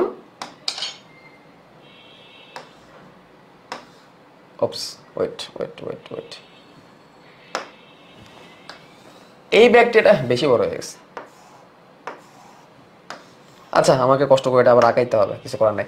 এই ব্যাকটেরিয়াটা এখন ট্রান্সফার মারবে এর ভিতরে ট্রান্সফার মারবে, বুঝছো? এর ভিতরে ট্রান্সফার মারার পরে সে এইখানে ঢুকে মজা পেয়ে যাবে, কি হয়ে যাবে? মজা পেয়ে যাবে, ঠিক আছে? এখন কোষটা ভাববে আমি তো একা, আমি তো একা। ব্যাকটেরিয়া কোত্থেকে আসলো? ব্যাকটেরিয়া তো আশেপাশে থাকতেই পারে, আদিকোষও থাকতেই পারে। আমি তো একা, আমার ভিতরে একটা ব্যাকটেরিয়া আইছে, তা আসুক না, থাকুক না, কি ক্ষতি তাতে? ঠিক আছে, তো তাকে থাকতে দিছে, এবং থাকতে থাকতে থাকতে থাকতে থাকতে থাকতে যেহেতু সে বায়বীয় ব্যাকটেরিয়া, সে অক্সিজেন গ্রহণ করে, থাকতে থাকতে থাকতে থাকতে থাকতে থাকতে সে আস্তে আস্তে কিসে পরিণত হয়ে গেছে জানো? দেখো তো কাকে মনে হচ্ছে জিনিসটা, দেখে কি মনে হচ্ছে জিনিসটা? থাকতে থাকতে সে আস্তে আস্তে কিসে পরিণত হয়েছে দেখো তো, বলো। থাকতে থাকতে সে আস্তে আস্তে কি হয়ে গেছে? মাইটোকন্ড্রিয়াতে পরিণত হয়ে গেছে। থাকতে থাকতে সে মাইটোকন্ড্রিয়াতে পরিণত হয়েছে, এবং মাইটোকন্ড্রিয়া অক্সিজেন ব্যবহার করে শক্তি তৈরি করে। অক্সিজেন ব্যবহার করে কি করে? শক্তি তৈরি করে। আচ্ছা, কাহিনী এই পর্যন্ত হলেই হতে পারতো রাসেল ভাই, কিন্তু এরপরে যা ঘটলো তা দেখার জন্য আমি প্রস্তুত ছিলাম না। যেহেতু এখানে মাইটোকন্ড্রিয়া চলে আসছে, তাই এটা এখন একটা প্রাণীকোষ, এটা এখন একটা প্রাণীকোষ। কিন্তু এরপরে যা ঘটলো তা ঘটার জন্য দেখার জন্য প্রস্তুত ছিলাম না আমরা কেউই। একটা ফটোসিনথেটিক ব্যাকটেরিয়া চলে আসলো। এটা কে আসলো? Photosynthetic bacteria. ফটোসিনথেটিক ব্যাকটেরিয়া মানে কি? যেই ব্যাকটেরিয়া কি করতে পারে? ফটোসিনথেসিস করতে পারে। কি করতে পারে? ফটোসিনথেসিস। কিছু ব্যাকটেরিয়া আছে যেমন সায়ানোব্যাকটেরিয়া বলে, তারা ফটোসিনথেসিস প্রক্রিয়া সালোক সংশ্লেষণ করতে পারে। ফটোসিনথেসিস মানে সালোক সংশ্লেষণ। আরেকটা ব্যাকটেরিয়া চলে আসলো যে কি করতে পারে? টুকু ফটোসিনথেসিস করতে পারে। ফটোসিনথেটিক ব্যাকটেরিয়া আয়া পড়লো। সে আয়া তো ভাবলো ও হো সুন্দর, আমিও ঢুকবো। হ্যাঁ, সেও বললো কি আমিও ঢুকবো, ঢুকবো, খেলা হবে। সেও ঢুকে গেল, এবং কালের বিবর্তনে তাকে যেহেতু ভিতরে ঢুকছে, এই কোষ তো অনেক দয়ালু, ভাবলো ঠিক আছে জায়গা দেই, ক্ষতি কি? কালের বিবর্তনে সে কিসে পরিণত হলো জানো? ফটোসিনথেসিসের অঙ্গাণুকে কালের বিবর্তনে সে প্লাস্টিডে পরিণত হয়ে গেল। কালের বিবর্তনে সে কি হয়ে গেল? প্লাস্টিডে পরিণত হয়ে গেল। তাহলে উদ্ভিদ কোষ পেয়ে গেলাম। দেখছো, প্রাণী কোষ, উদ্ভিদ কোষের সৃষ্টি শিখে ফেললাম। তাহলে এখন খেয়াল করো, এ ছিল একটা বায়বীয় ব্যাকটেরিয়া, অ্যারোবিক ব্যাকটেরিয়া ইংলিশে বলে। এ হচ্ছে একটা ফটোসিনথেটিক ব্যাকটেরিয়া। কোন একটা ফটোসিনথেটিক বা বায়বীয় ব্যাকটেরিয়ার অন্য একটা কোষে ঢুকে সেইখানে জীবন ধারণ করার ক্ষমতাটাকে এন্ডোসিম্বায়োসিস বলে। কি বলে?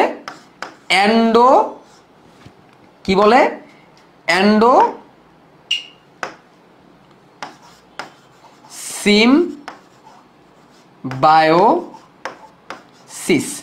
এন্ডোসিম্বায়োসিস কি পারবা? এন্ডোসিম্বায়োসিস কি? কেউ একজন মাইক্রোফোনটাকে আনমিউট করে একটু বলো তো এন্ডোসিম্বায়োসিসের সংজ্ঞাটা কি, নিজের ভাষায় বলো। মাইক্রোফোন আনমিউট করতে পারবা তুমি? কেউ একজন মাইক্রোফোন আনমিউট করে নিজের ভাষায় এন্ডোসিম্বায়োসিসের সংজ্ঞা বলো। দেখো তো পারো কিনা মাইক্রোফোন আনমিউট করতে, পারার তো কথা। আচ্ছা, আমি একজনকে ভাই বলি, নাবিলা তাসনিম। নাবিলা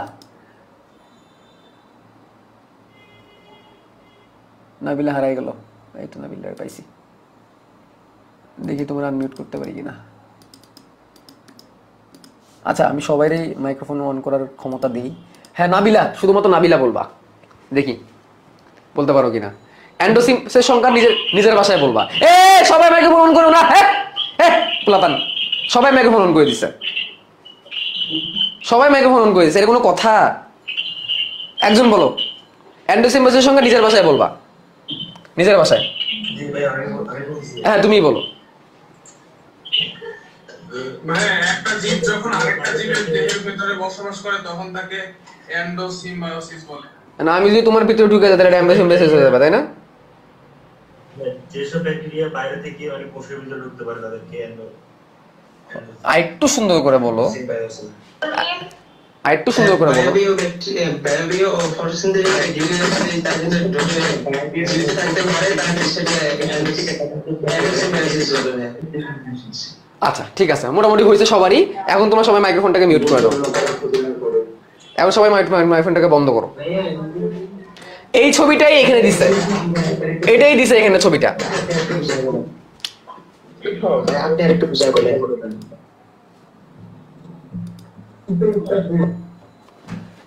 দেখো এই ছবিটা এখানে দিছে।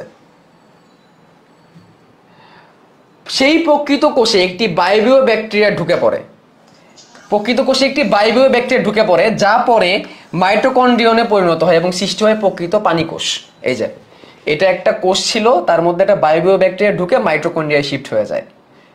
ঠিক আছে, এই যে মাইটোকন্ড্রিয়া শিফট হয়ে যায়, এই ধর্মটাকে এন্ডোসিম্বায়োসিস ধর্ম বলে। সেই প্রাণী কোষে ঢুকে পড়ে ফটোসিনথেটিক ব্যাকটেরিয়াম, যা পরে ক্লোরোপ্লাস্টে পরিণত হয় এবং সৃষ্টি হয় উদ্ভিদ কোষ। নিউক্লিয়াস বিশিষ্ট একটি পোষক কোষে বায়বীয় ফটোসিনথেটিক ব্যাকটেরিয়া প্রবেশ করে টিকে থাকার প্রক্রিয়াকে বলা হয় এন্ডোসিম্বায়োসিস। দাঁড়াও, এই হচ্ছে এন্ডোসিম্বায়োসিসের সংজ্ঞা। এখন সংজ্ঞা তো বলেই দিলাম, বিষয়টা বুঝছো কিনা এটা বলো। সংজ্ঞা পড়ার থেকে বিষয়টা বোঝা হচ্ছে বেশি গুরুত্বপূর্ণ। জিনিসটা বুঝছো কিনা এটা বলো।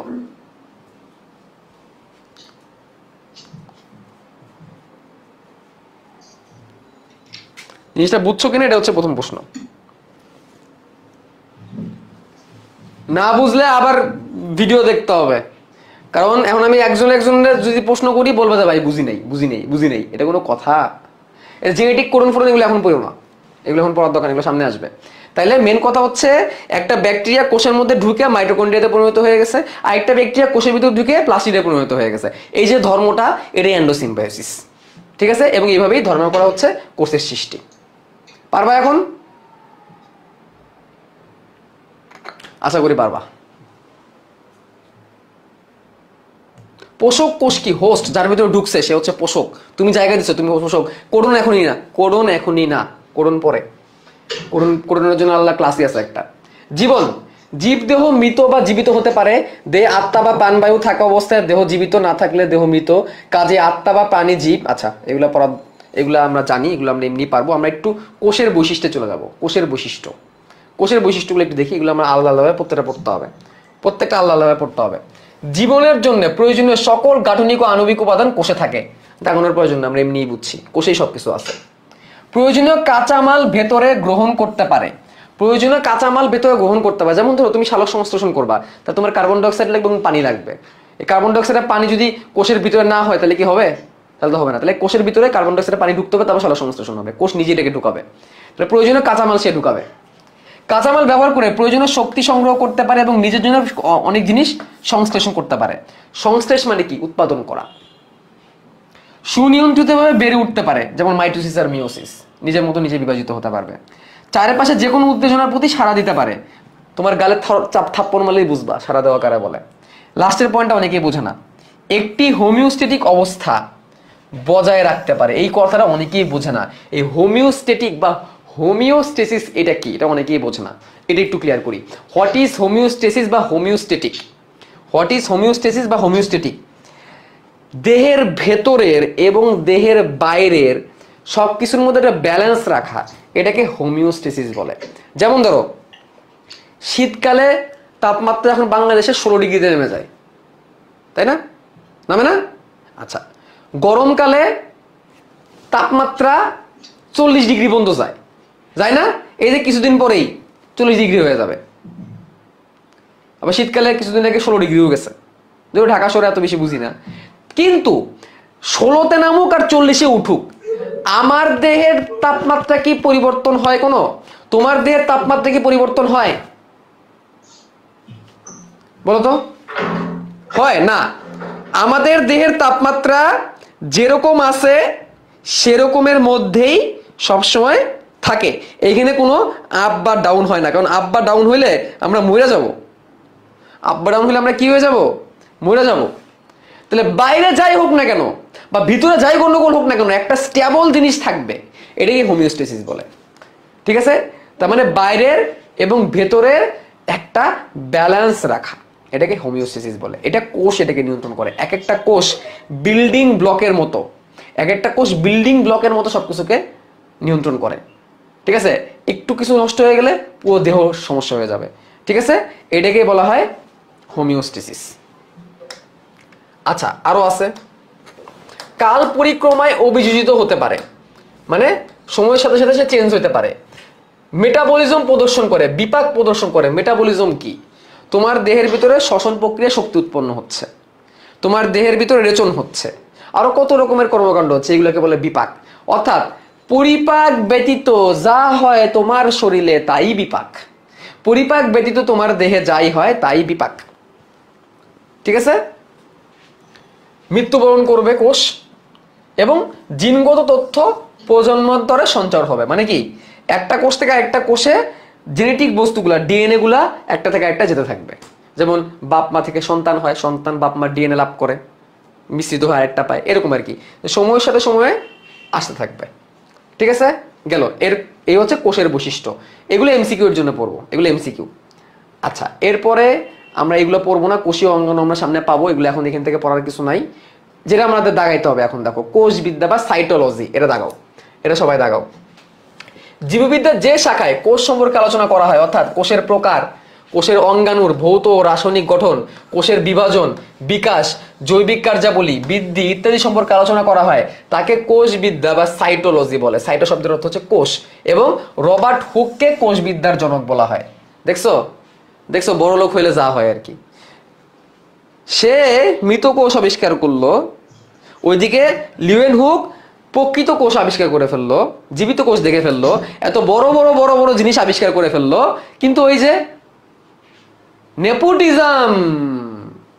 কারণ রবার্ট হুক হচ্ছে বড় জায়গার মানুষ, ঠিক আছে,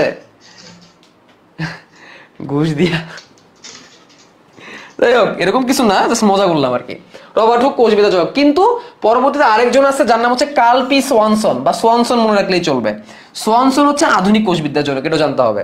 আধুনিক কোষবিদ্যার জনককে সোয়ানসন, আধুনিক কোষবিদ্যার জনককে সোয়ানসন, সোয়ানসন, সোয়ানসন।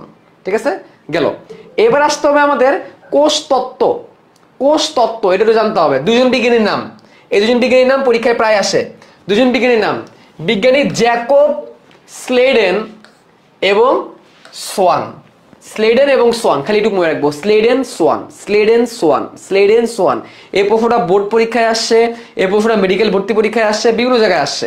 স্লেডেন সোয়ান। সাল লাগবে না, সাল লাগবে না, সাল আমি যেগুলো দেখাবো এইগুলাই, সাল আমি যেগুলো দেখাবো এইগুলাই। স্লেডেন এবং সোয়ান, তার সাথে আরো একজন পরে অ্যাড হয়েছে, তার নাম হচ্ছে ভার্চু। ভার্চুটা মাঝে মাঝে আসে, মাঝে মাঝে আসে না। তারা কোষতত্ত্ব প্রদান করছে। কোষতত্ত্ব চারটা কি, এই কোষতত্ত্বটা সব টিচার পড়তে বলে, কিন্তু এই যাবৎকালে কোনোদিনও কোষতত্ত্ব আসলো না পরীক্ষায়। বড়জোর এইটুকুই আসছে যে কোষতত্ত্ব কে প্রদান করছে, স্লেডেন, সোয়ান, সাথে ভার্চু। আমিও বিগত কয়েক বছর অনেকেই বলছি কোষতত্ত্ব চারটা মুখস্থ করবা, কিন্তু দেখছি এই যাবৎকালে কোষতত্ত্ব কোনোদিন পরীক্ষায় আসে নাই। তো এবার তোমাদেরকে বলবো মুখস্থ করার দরকার নেই, ঠিক আছে। কোষ হলো জীবন্ত সত্তার গাঠনিক এবং কার্যকরী শারীরবৃত্তীয় সাংগঠনিক একক। মানে দেহ গঠন হবে কোষ দিয়ে, দেহের ভিতরে যত শারীরবৃত্তীয় কাজ আছে সব কোষে হবে, দেহ সংগঠন হবে কোষে। কোষ হলো জীবনের মৌলিক একক। একটা জীবন্ত বস্তুর ভিতরে ঢুকতে থাকলে শেষমেশ আমি কোষই পাবো। কোষ বংশগতির একক, কারণ কোষের ভিতরে ডিএনএ আছে এবং ডিএনএ বংশগতি ধারাকে অক্ষুণ্ণ রাখে। সর্বপ্রকার জীব এক বা একাধিক কোষ দ্বারা গঠিত, স্বাভাবিক। একটাও হইতে পারে, একাধিক হইতে পারে। ব্যাকটেরিয়া একটা, আমরা একাধিক। এবং পূর্বসৃষ্ট কোষ থেকে নতুন কোষের সৃষ্টি হয় কোষ বিভাজনের মাধ্যমে। এই চারটা পয়েন্ট কি ভাইয়া বুঝছি? তো চারটা পয়েন্টের পাশে এনটিকে লিখে রাখো। এনটিকে মানে কি, নাইস টু নো বা নিড টু নো, জেনে রাখলে ভালো। নাইস টু নো বা নিড টু নো, জেনে রাখলে ভালো, ঠিক আছে, জেনে রাখলে ভালো। এটা মুখস্থ করার কোনো প্রয়োজন নেই। এনটিকে লিখে রাখো। আমি যেসব জায়গায় এনটিকে লিখে রাখবো বুঝবো এগুলো হচ্ছে নাইস টু নো, জানলে ভালো, ঠিক আছে। আসো আগাই। লোই এবং শিকে বীজের কথাটা এখানে আবার বলছে, দোকানে নেই দেখানোর, ঠিক আছে। বিপাকের সংজ্ঞা বলছে, যে বিপাক নিয়ে তোমরা জিজ্ঞেস করছিলে ভাই বিপাক কি, এই দেখো বিপাকের সংজ্ঞা। কোন সজীব মাধ্যম ছাড়াই আত্মপ্রজননে সক্ষম নয় বলে ভাইরাস কোষে অন্তর্ভুক্ত নয়, আছে দরকার নেই। কোষের ভিতরে প্রতি মুহূর্তে হাজার হাজার ক্রিয়া বিক্রিয়া ঘটে, যা উদ্ভিদ ও প্রাণীর দেহকে কর্মক্ষম রাখে। এ ধরনের ক্রিয়া বিক্রিয়াকে বিপাক বলে, শুধুমাত্র পরিপাক ব্যতীত। মানে দেহের মধ্যে প্রতিনিয়ত হাজার হাজার হাজার হাজার বিক্রিয়া করতেছে। যেমন এক লিভারের মধ্যেই মনে হয় 500 রকমের না 700 রকমের বিক্রিয়া ঘটে, ঠিক আছে। সবগুলোকে সাথে বিপাক বলে, খালি পরিপাকটা বাদ দিয়ে। দেখছো কত ছোট করে দিলাম চ্যাপ্টারটাকে কত ছোট করে দিলাম। একজন জিজ্ঞেস করছে ভাই ক্লাস কতক্ষণ হবে, 1 ঘন্টা হইলো মাত্র। কি রে ভাই তোমরা এত অদর কেন? আজকে কোন পর্যন্ত পড়াবো? আজকে পড়াবো হচ্ছে একটি উদ্ভিদ কোষের গঠন পর্যন্ত মনে হয়। ওয়েট, কি মজা লাগতেছে না তোমাদের পড়া? মজা লাগতেছে না? বারবার বলতেছো কতক্ষণ পড়াবেন, তার মানে কি মজা লাগতেছে না? আজকে হচ্ছে কোষ পরিমাপের একক, কোষের প্রকারভেদ, আদর্শ উদ্ভিদ কোষের গঠন পর্যন্ত পড়াবো আজকে, কোষ প্রাচীর 1 পর্যন্ত। আচ্ছা এখন আসি কোষের প্রকারভেদ। এগুলো আমরা পারি, এগুলো আমরা পারি, এখান থেকে এত বেশি কিছু দরকার নাই। দেখো কোষের প্রকারভেদ, কাজের ভিত্তিতে কোষকে দুই ভাগে ভাগ করা যায়। কাজ, সে কি কাজ করে, সে কি দেহ গঠন করে নাকি সে গ্যামেট তৈরি করে, তার উপর ভিত্তি করে দুই রকমের, দেহ কোষ আর জনন কোষ। দেহ কোষ আর জনন কোষ। দেহ কোষ কি, দেহ কোষে পুরো দেহ তৈরি করবে আমার, যে কোষ আমার পুরো দেহ তৈরি করবে তাকে আমার দেহ কোষ বলবো, ঠিক আছে? যেমন মূল, কাণ্ড, পাতা, স্নায়ু, রক্তকণিকা ইত্যাদি, এগুলো হচ্ছে দেহকোষের উদাহরণ। এবং এগুলো ডিপ্লয়েড প্রকৃতির হয়, ডিপ্লয়েড বা 2n। এই হ্যাপ্লয়েড ডিপ্লয়েড নিয়ে তোমাদের অনেকের প্রবলেম আছে, আমি জানি। হ্যাপ্লয়েড ডিপ্লয়েড নিয়ে তোমাদের অনেকেরই প্রবলেম আছে, ঠিক আছে? ডিপ্লয়েড কোষ মানে কি, ডিপ্লয়েড ক্রোমোজোম কি? ডিপ্লয়েড ক্রোমোজোম মানে যেই কোষের নিউক্লিয়াসে ক্রোমোজোম ডাবল সেট আকারে থাকে, যেই কোষের ক্রোমোজোমে নিউক্লিয়াস ডাবল সেট আকারে থাকে, জোড়ায় জোড়ায় থাকে। যেমন আমরা বলি 23 জোড়া, এটাকে বলে ডিপ্লয়েড। এটাকে কি বলে? ডিপ্লয়েড, ঠিক আছে? আচ্ছা, জনন কোষ কি, জন্মদান করতে সক্ষম। জনন কোষ মাত্র দুইটা, শুক্রাণু আর ডিম্বাণু। জনন কোষ এই পৃথিবীতে দুইটাই আছে, শুক্রাণু আর ডিম্বাণু, আর কিছু নাই। জনন কোষ পৃথিবীতে দুইটাই আছে, এদেরকে গ্যামেট বলা হয়, শুক্রাণু আর ডিম্বাণু। এবং এরা সবসময় হ্যাপ্লয়েড, এরা সর্বদাই হ্যাপ্লয়েড বা এন, হ্যাপ্লয়েড বা এন। কেন হ্যাপ্লয়েড থাকে বলতে পারবা? জনন কোষ কেন সবসময় হ্যাপ্লয়েড থাকে, মানে অর্ধেক থাকে? 23 জোড়ার বদলে 23টা কেন থাকে জানো? আচ্ছা, তোমরা তো এইটুক জানো যে মায়ের দেহ থেকে আসা ডিম্বাণু আর বাবার দেহ থেকে আসা শুক্রাণু মিলিত হয়ে জাইগোট তৈরি হয়, তাই না? মায়ের দেহ থেকে আসা শুক্রাণু আর বাবার দেহ, কি কইলাম এটা, মায়ের দেহ থেকে আসা ডিম্বাণু আর বাবার দেহ থেকে আসা শুক্রাণু মিলে জাইগোট তৈরি হয়। এখন খেয়াল করো, শুক্রাণু যদি 2n হইতো, ডিম্বাণু যদি 2n হইতো, তাইলে শুক্রাণু ডিম্বাণু মিলা জাইগোট কয় n হইতো? ডিপ্লয়েড ডিপ্লয়েড মিলে কি হইতো? টেট্রা হয়ে যেত না? তাহলে কি এরা মানুষ থাকতো? হ্যাঁ, ওটা মানুষ নয়, ওটা এলিয়েন হয়ে যেত। এলিয়েন, এলিয়েন, বুঝছো? ঠিক আছে, এই জন্যে হ্যাপ্লয়েড, যাতে করে শুক্রাণু n ডিম্বাণু n মিলে আবার ঘুরে ফিরে 2n হইতে পারে। ওকে, আচ্ছা, এবার গঠন অনুসারে কোষ আবার দুই রকমের। গঠন অনুসারে কোষ আবার দুই রকমের, একটা হচ্ছে প্রাককেন্দ্রিক কোষ বা আদি কোষ, আর একটা হচ্ছে সুকেন্দ্রিক কোষ বা প্রকৃত কোষ। এইগুলা পড়ার দরকার নাই, কারণ একটু পরে আমি তোমাদের পার্থক্য দেখাবো, পার্থক্যের মধ্যে সব কথা চলে আসবে, পার্থক্যের মধ্যে সব কথা চলে আসবে। খালি দাগাও, তুমি খালি এখানে দাগাবা আদি কোষ কোনগুলা। দেখো আদি কোষ কোনগুলা, মাইকোপ্লাজমা, পৃথিবীর সব থেকে ছোট কোষ এটা। ব্যাকটেরিয়া, সায়ানোব্যাকটেরিয়া, এই ব্যাকটেরিয়ার নাম দাগাইতে হবে না, ইকোলাই, এটা দাগানোর দরকার নেই, কারণ ইকোলাই সামনেই পাবা তোমরা, ঠিক আছে? এবং মনেরা রাজ্যের অন্তর্ভুক্ত সবাই হচ্ছে আদিকোষী। এই রাজ্য কয়টা? এই রাজ্য কয়টা? রাজ্য কয়টা বলো? 5টা রাজ্য, মনেরা, প্রোটিস্টা, ফানজাই, প্লান্টি, অ্যানিমেলিয়া। এর মধ্যে মনেরাটাই হচ্ছে আদিকোষী, ইউক্যারিওটা, সরি প্রোক্যারিওটা, আর বাকিগুলা ইউক্যারিওটা। এই প্রোক্যারিওটাই হচ্ছে প্রোক্যারিওটিক সেল বা আদিকোষ, আর বাকি 4টা ইউক্যারিওটা বা ইউক্যারিওটিক কোষ বা প্রকৃত কোষ। আচ্ছা, এখন ভাইয়া আপনি এই পুরোটা কেন দাগাইলেন না? কেন দাগাইলেন না? কারণ একটু পরেই পার্থক্য আসবে, পার্থক্যের মধ্যে সব দেওয়া আছে, এই জন্য আমি দাগাইলাম না, ঠিক আছে? আসো, প্রোক্যারিওটিক সেল, প্রকৃত কোষ। এইখান থেকে কি ভাই, খালি কোথায় কোথায় পাওয়া যায়? শৈবাল, ছত্রাক, বায়োফাইডা, টেরিডোফাইডা, জিমনোস্পার্ম, অ্যাঞ্জিওস্পার্ম, এই সকল এবং সকল প্রাণী কোষ এগুলো পাওয়া যায়। আচ্ছা, শৈবাল মানে হচ্ছে প্রোটিস্টা, ছত্রাক মানে ফ্লাঞ্জি, বায়োফাইডা মানে হচ্ছে মশ, টেরিডোফাইডা মানে হচ্ছে ফার্ন, জিমনোস্পার্ম, অ্যাঞ্জিওস্পার্ম হচ্ছে নগ্নবীজি এবং আবৃতবীজি, ঠিক আছে? মানে এগুলো সব উদ্ভিদ। আর সকল প্রাণী কোষে আমরা প্রকৃত কোষ পাই, ঠিক আছে? পার্থক্য হচ্ছে প্রকৃত কোষদের নিউক্লিয়াস সুগঠিত, আদি কোষদের নিউক্লিয়াসটা সুগঠিত না। পার্থক্যে চলে যায়, চলো। আচ্ছা, পার্থক্যে যাওয়ার আগে একটু কথা আছে যে প্রথম প্রকৃত কোষ এবং বহুকোষী জীব হলো ব্যাঙ্গীয় মরফা পিউবেসেন্স নামক লোহিত শৈবাল, যা 1200 মিলিয়ন বছর পূর্বে আবিষ্কৃত হয়েছে, ঠিক আছে? মুখস্থ করার দরকার নাই, যদিও বোল্ড মার্ক করে দেওয়া, বাট মুখস্থ করার দরকার নাই, জাস্ট জেনে রাখো, এটা জাস্ট জানার জন্য। এটা একটা লোহিত শৈবাল, মানে এমন একটা শৈবাল যেটা দেখতে লাল, শৈবাল যেটা পানিতে থাকে, ঠিক আছে? শুধু যে পানিতে থাকে তা না, যাই হোক, এইটা জাস্ট এমনি জেনে রাখো, এটা মুখস্থ করতে যাও না। এগুলা বুঝি নাই ভাই, কি বুঝো নাই? এই বুঝি নাই, এই আমার এই ব্যাচের মধ্যে বুঝি নাই ভাই এই শব্দটা কেউ বলবা না। কি বুঝো না এটা পুরোপুরি লিখে অন্তত বলবা, বুঝি নাই ভাই এটা বলবো না, কারণ তুমি কি বুঝো না এটা আমিও বুঝি নাই, তুমি যে কি বুঝো না এটা আমিও বুঝি নাই। এই যে আসো, এখানে আসো, এখানে কার মাইক্রোফোনে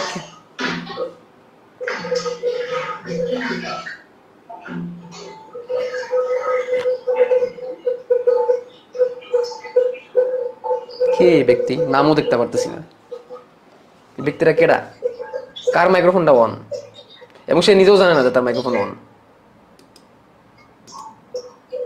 অনেকক্ষণ ধরে মাইক্রোফোন অন। আমি এখান থেকে সবাই মিউট করে দিছি, তারপরেও কেন জানি মাইক্রোফোন অন হয়ে আছে।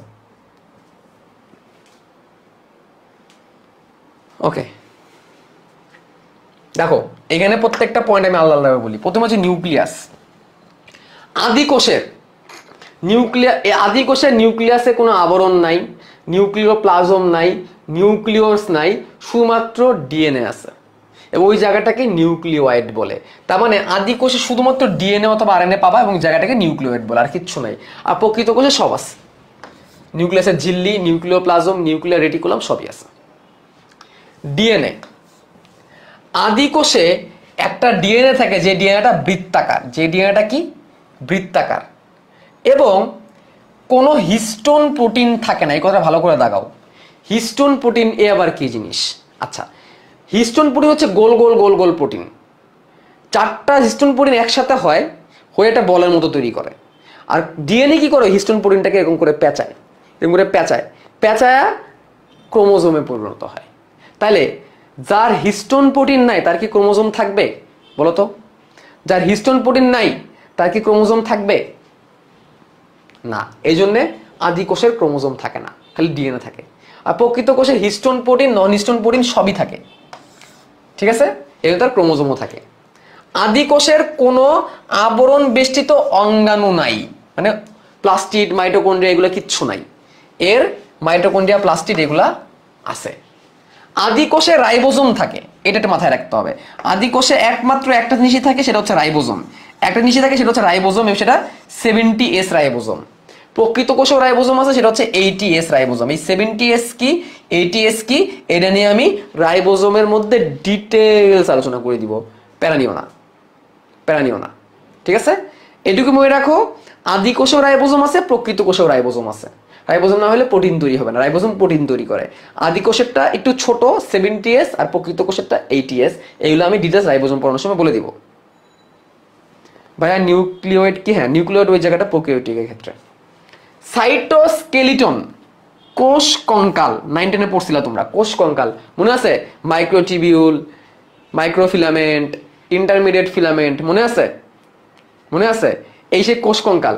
এদের নাই, এদের আছে।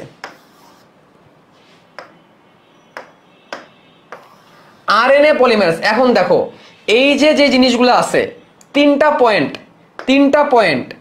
আরএনএ পলিমারেজ, অপেরন, জিনের গঠন, ট্রান্সলেশন।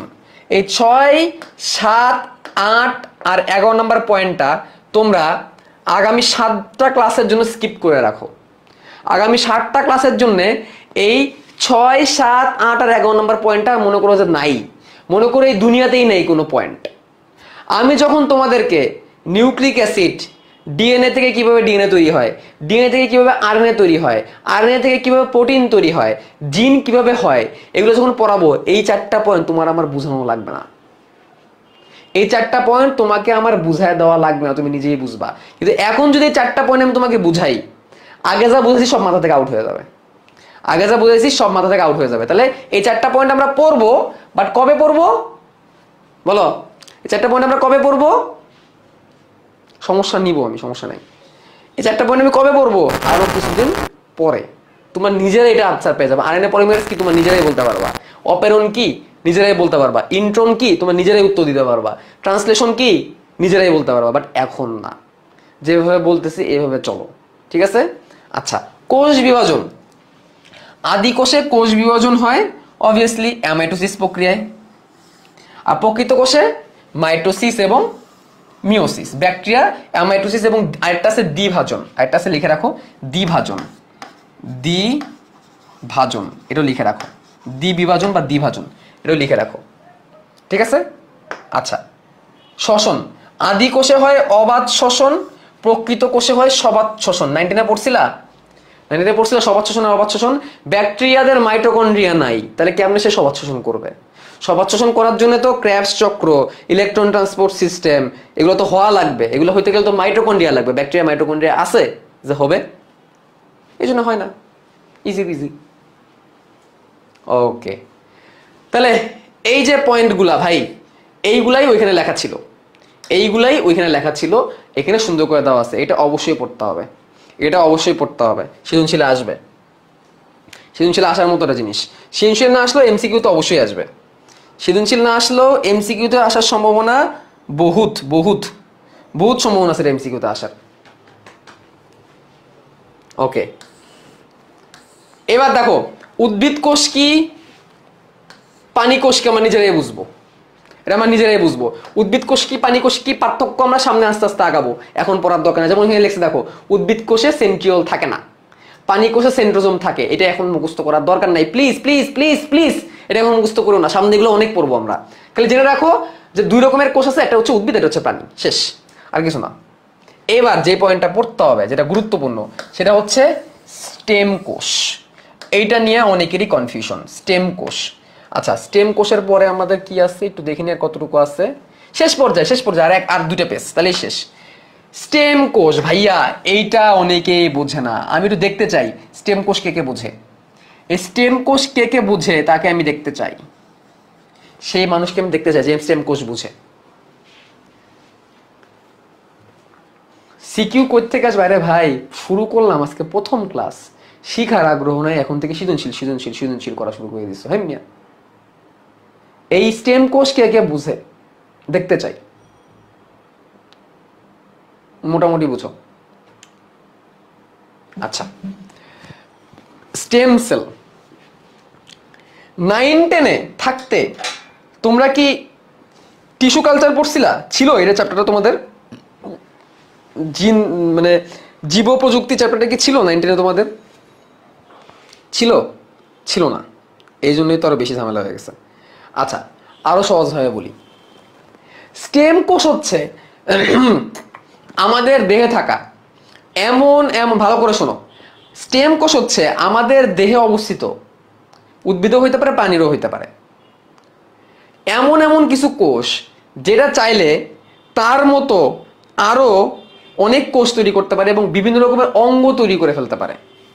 যেমন উদ্ভিদের ক্ষেত্রে বলি, উদ্ভিদের একটা গাছের ডাল কেটে লাগিয়ে দিলে তোমার গাছ হয়ে যায়, স্টেম সেলের কারণে হচ্ছে।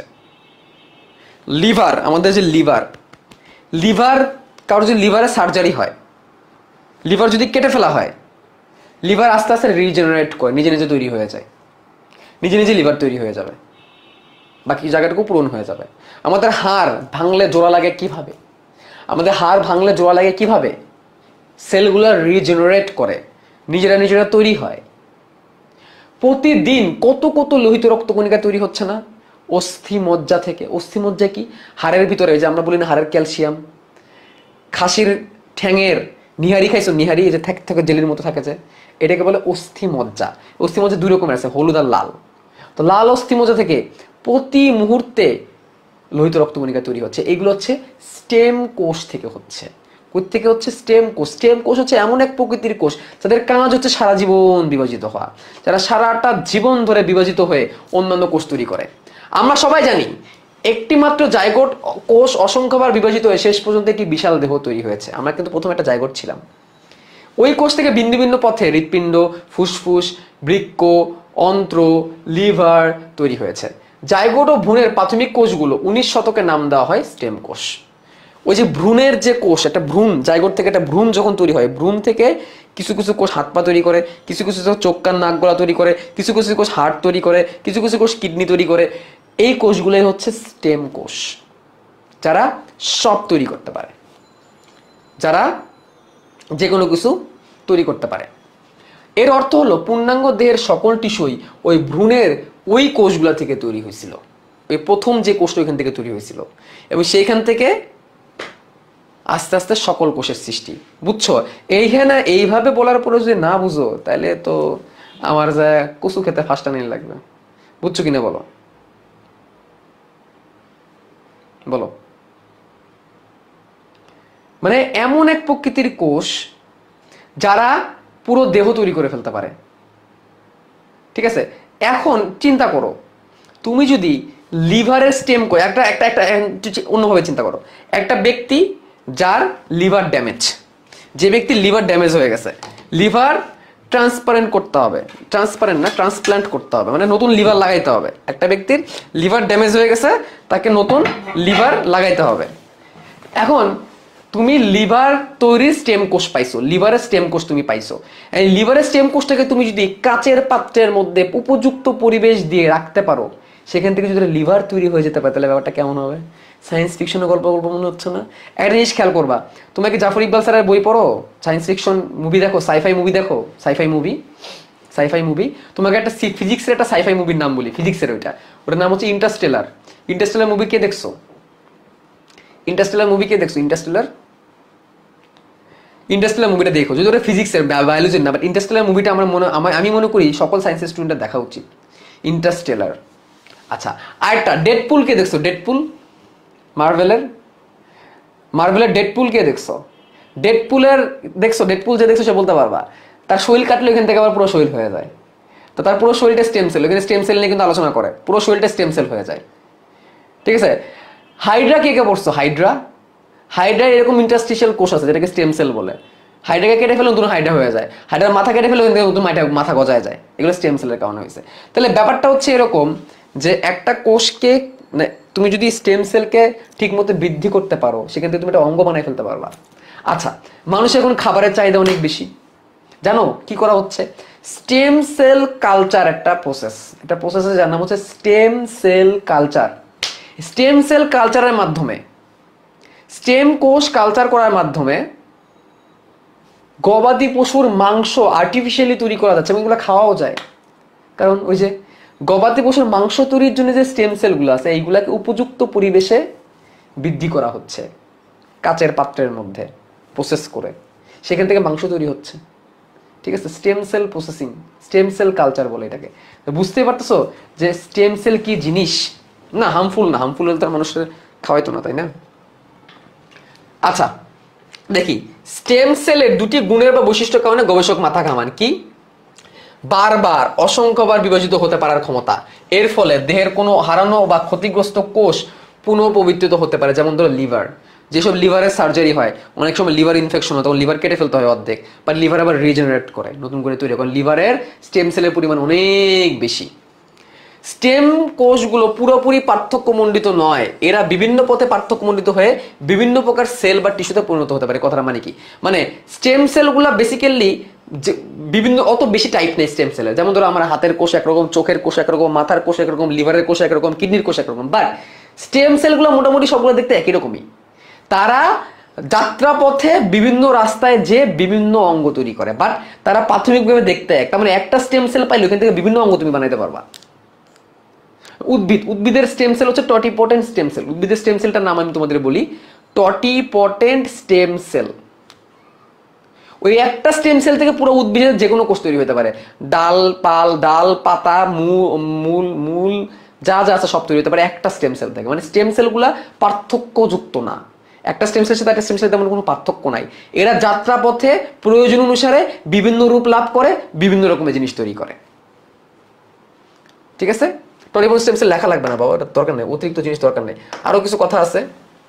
তাই ভ্রূণের স্টেম সেল নতুন টিস্যু তৈরির জন্য ব্যবহার করা যেতে পারে। হার্ট, কিডনি প্রভৃতি অঙ্গ তৈরি করে দেহে প্রতিস্থাপন করা যেতে পারে, যেটা তোমাদের আগে বলছি, আর্টিফিশিয়ালি তৈরি করা যেতে পারে। ভবিষ্যতে মানুষের খাওয়ার জন্য মাংসপিণ্ড তৈরি করে দিতে পারে। এই জন্য গরু ছাগল তথা পশু পালনের দরকার হবে না। খেলা বুঝছো কি বলছে, কোন দিকে যাচ্ছে? এবং এটা কিন্তু অলরেডি হয়েছে, বাট এখনো পর্যন্ত বাজারজাত ওইভাবে করে করা যায় নাই। এটা কিন্তু এখনো হয়েছে। যে কি হয়েছে? স্টেম সেল নিয়ে, গবাদি পশুর মাংসের স্টেম সেল নিয়ে মাংস তৈরি করা যাচ্ছে আর্টিফিশিয়াল। তাহলে একসময় আর হাঁস মুরগি পালন করা লাগবে না, অটোমেটিক পেয়ে যাবো আমরা। বুঝছো স্টেম সেল? তাহলে স্টেম সেল কি বুঝছো? এই তোমরা না কলেজে উঠে গেছো? এই বাপান, তোমরা না কলেজে উঠে গেছো? তোমরা কলেজে উঠলে এগুলো পড়ো নাই? হ্যাঁ, কলেজে কি তোমাদের 1 মাস ক্লাস হয়েছে না? কলেজে 1 মাস তো হয়ে গেছে মনে হয়, 1 মাসের বেশি হয়ে গেছে। এগুলো পড়ো নাই নাকি পড়াই নাই? নাকি এতদিন আমার আশায় বসেছিলা ভাই কবে আসবে, এসে পড়াবে, তারপরে পড়বো?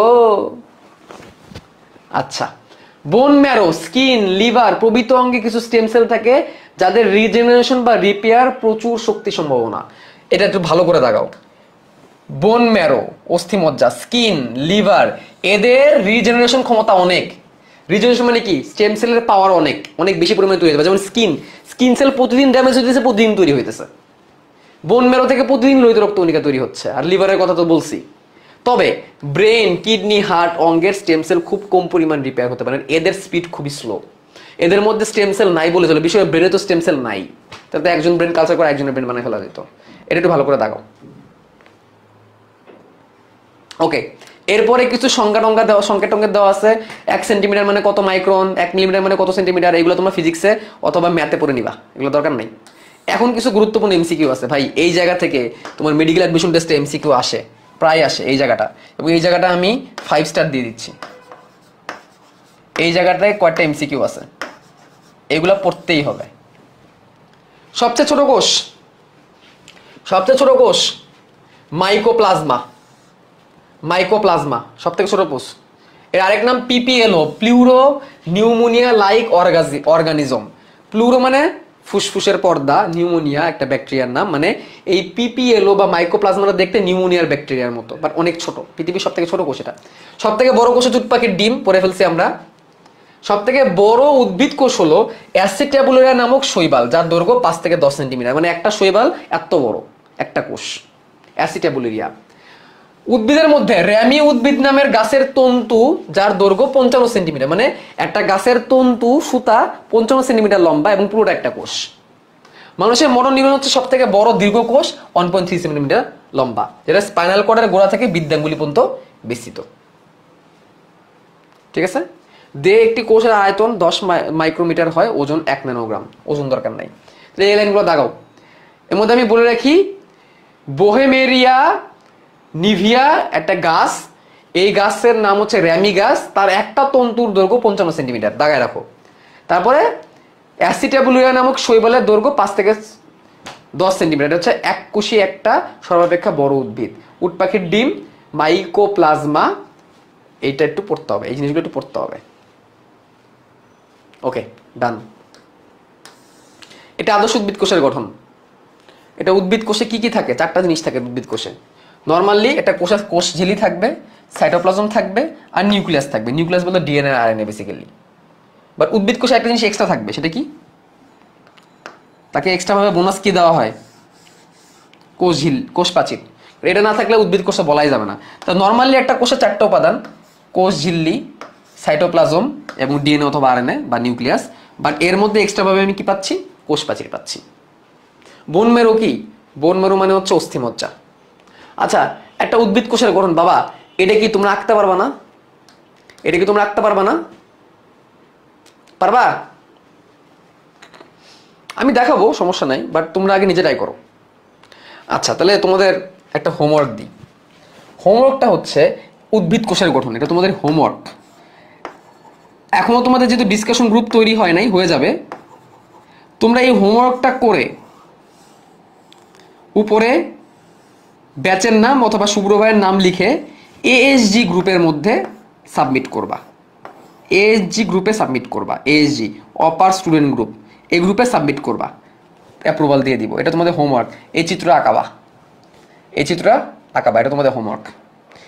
ঠিক আছে, তোমরা নোট সাবমিট করতে পারো, যারা যারা ক্লাসে নোট করছো, তোমরা চাইলে নোট সাবমিট করতে পারো এএসজি গ্রুপে। নোট সাবমিট করতে পারো, কোনো সমস্যা নাই। ঠিক আছে, তোমাদের সামনে ডিসকাশন গ্রুপ বানানো হচ্ছে একটা, যেখানে তোমরা কথাবার্তা বলতে পারবা। ওকে, ঠিক আছে, বুঝছি। আচ্ছা, একটু দাঁড়াও।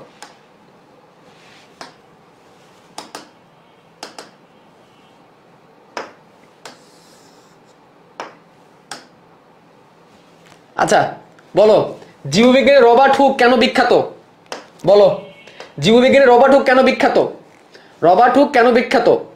হুক সেল শব্দের প্রবর্তক। তিনি বিখ্যাত কোন? তিনি সেল শব্দের প্রবর্তক। কোন বিজ্ঞানী কোষ আবিষ্কার করেন? Robert Hooke. কোষ মতবাদ প্রবর্তন কে? Robert Hooke. সবই এক উত্তর। কোষ তত্ত্বের প্রবর্তক কে? বলো, কোষ তত্ত্বের প্রবর্তক কে? কোনটা হবে অ্যান্সার? 4 নম্বরের আনসার কোনটা? 4 এর কোনটা? এই পিডিএফ অলরেডি দিয়ে দিছি, গ্রুপে আছে। স্লেডেন এবং সোয়ান। উদ্ভিদ কোষ থাকে, উদ্ভিদ কোষে থাকে না। উদ্ভিদ কোষে কোনটা থাকে না? কোনটা থাকে না? এই যে দাগাইছিলাম, সেন্ট্রোজোম। বলছিলাম এটা উদ্ভিদ কোষে থাকে না। কোনটি উদ্ভিদ কোষে অনুপস্থিত? ওই একই, সেন্ট্রিওল উদ্ভিদ কোষে থাকে না। কোন ক্ষুদ্রাঙ্গটি প্রাণী কোষে থাকে না? কোনটা প্রাণী কোষে নাই? দেখো তো, প্রাণী কোষে কোনটা নাই?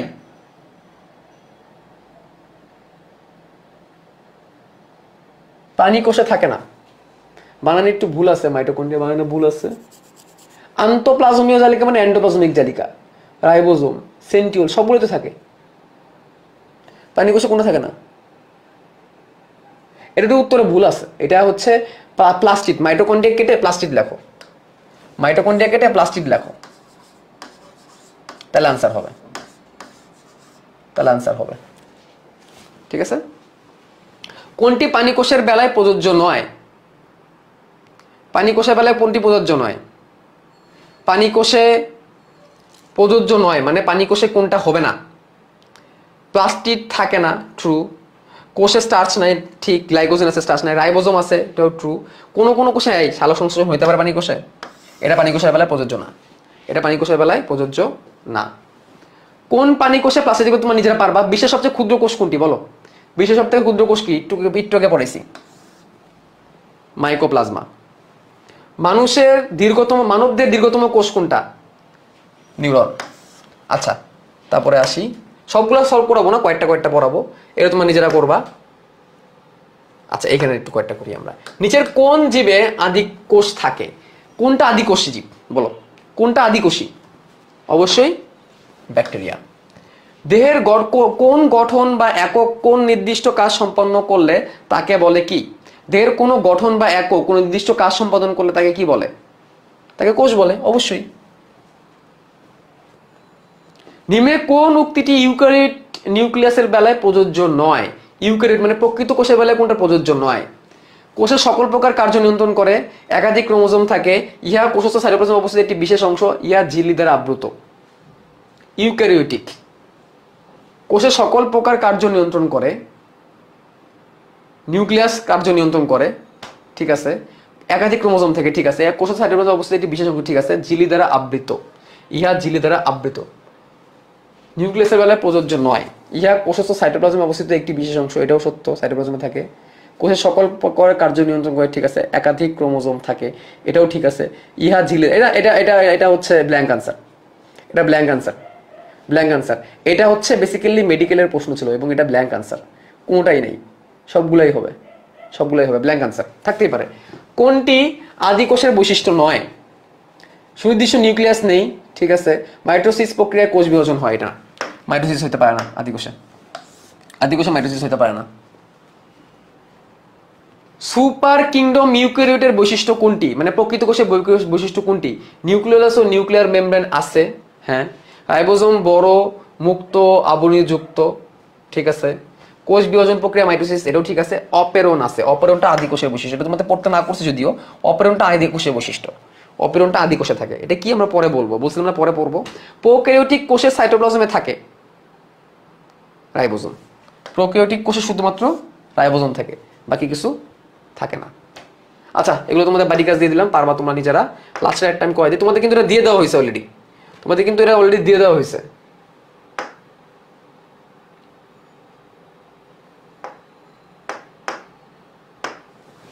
প্রকৃত কোষের বেলায় প্রযোজ্য।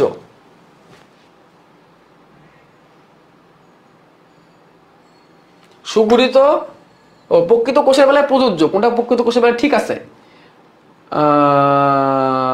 সালোক সংশ্লেষণ ক্লোরোপ্লাস্ট দ্বারা সংঘটিত হয়, এটা সত্য।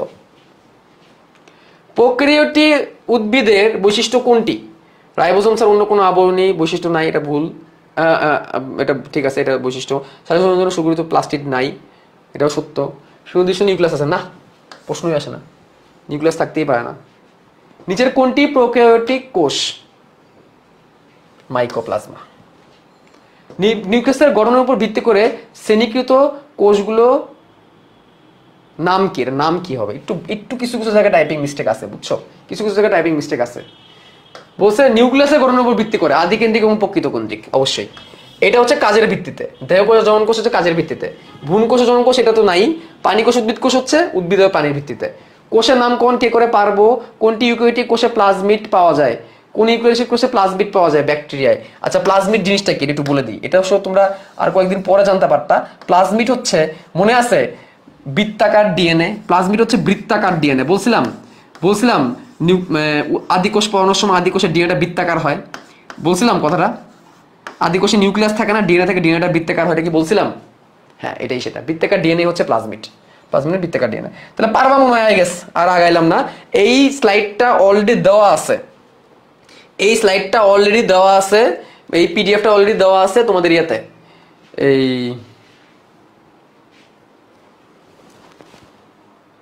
কি জানি বলে, তোমাদের গ্রুপে দেওয়া আছে লিংক পিডিএফ এর।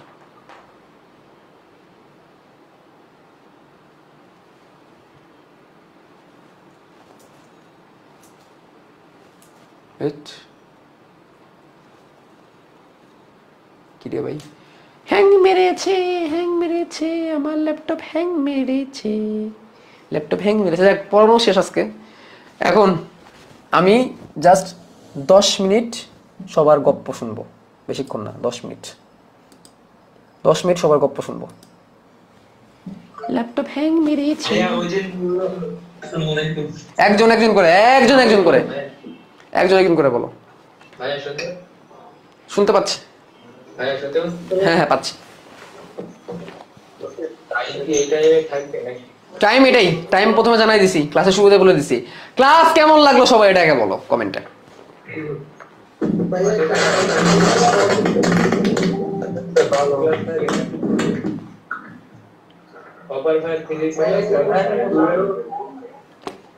খায় ফেলছে রে এত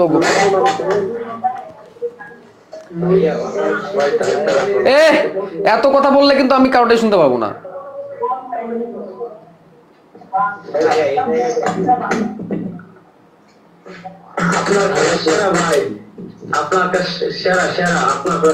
ওকে ওকে ওকে, লাইভে এত প্রশংসা করা লাগবে না, সাউন্ড করে এত প্রশংসা করো। মানুষ ভাববে তেল দিচ্ছ। হ্যাঁ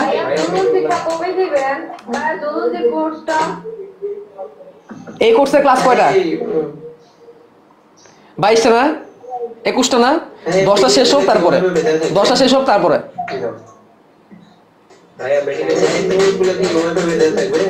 পিডিএফ মনে হয় ওয়েব অ্যাপে দেওয়ার ব্যবস্থা আপাতত নাই, বাট আমি কথা বলবো মৃদুলের সাথে যাতে এগুলো ওয়েব অ্যাপে দেওয়ার ব্যবস্থা হয়ে যায়।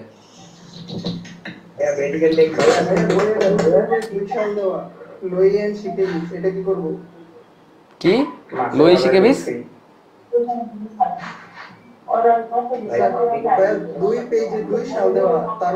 আচ্ছা লোয়ে শিখে বেজের কোন একটা সাল কি আমি তোমার পড়তে বলছি কাউরে? দুইয়ের মধ্যে কোনটাকে আমি পড়তে বলছি?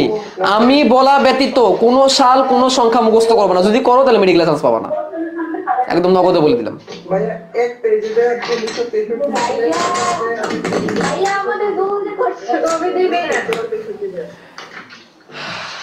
জুলি কোর্স আরো 15-20 দিন পরে, এখন না।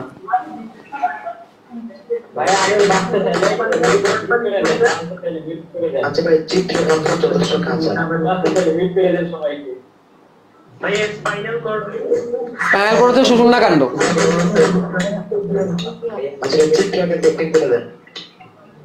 চিত্র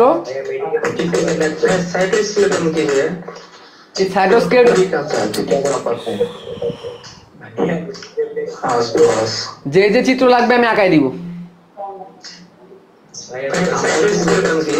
কোষ কঙ্কাল, সাইটোস্কেলেটন মানে কোষ কঙ্কাল। সাইটোস্কেলেটনের সামনে আলোচনা আছে, একটা আলাদা প্যারাই আছে সাইটোস্কেলেটন নিয়ে, সামনে আসবে, সমস্যা নাই। কোষ কঙ্কাল, কোষের মধ্যে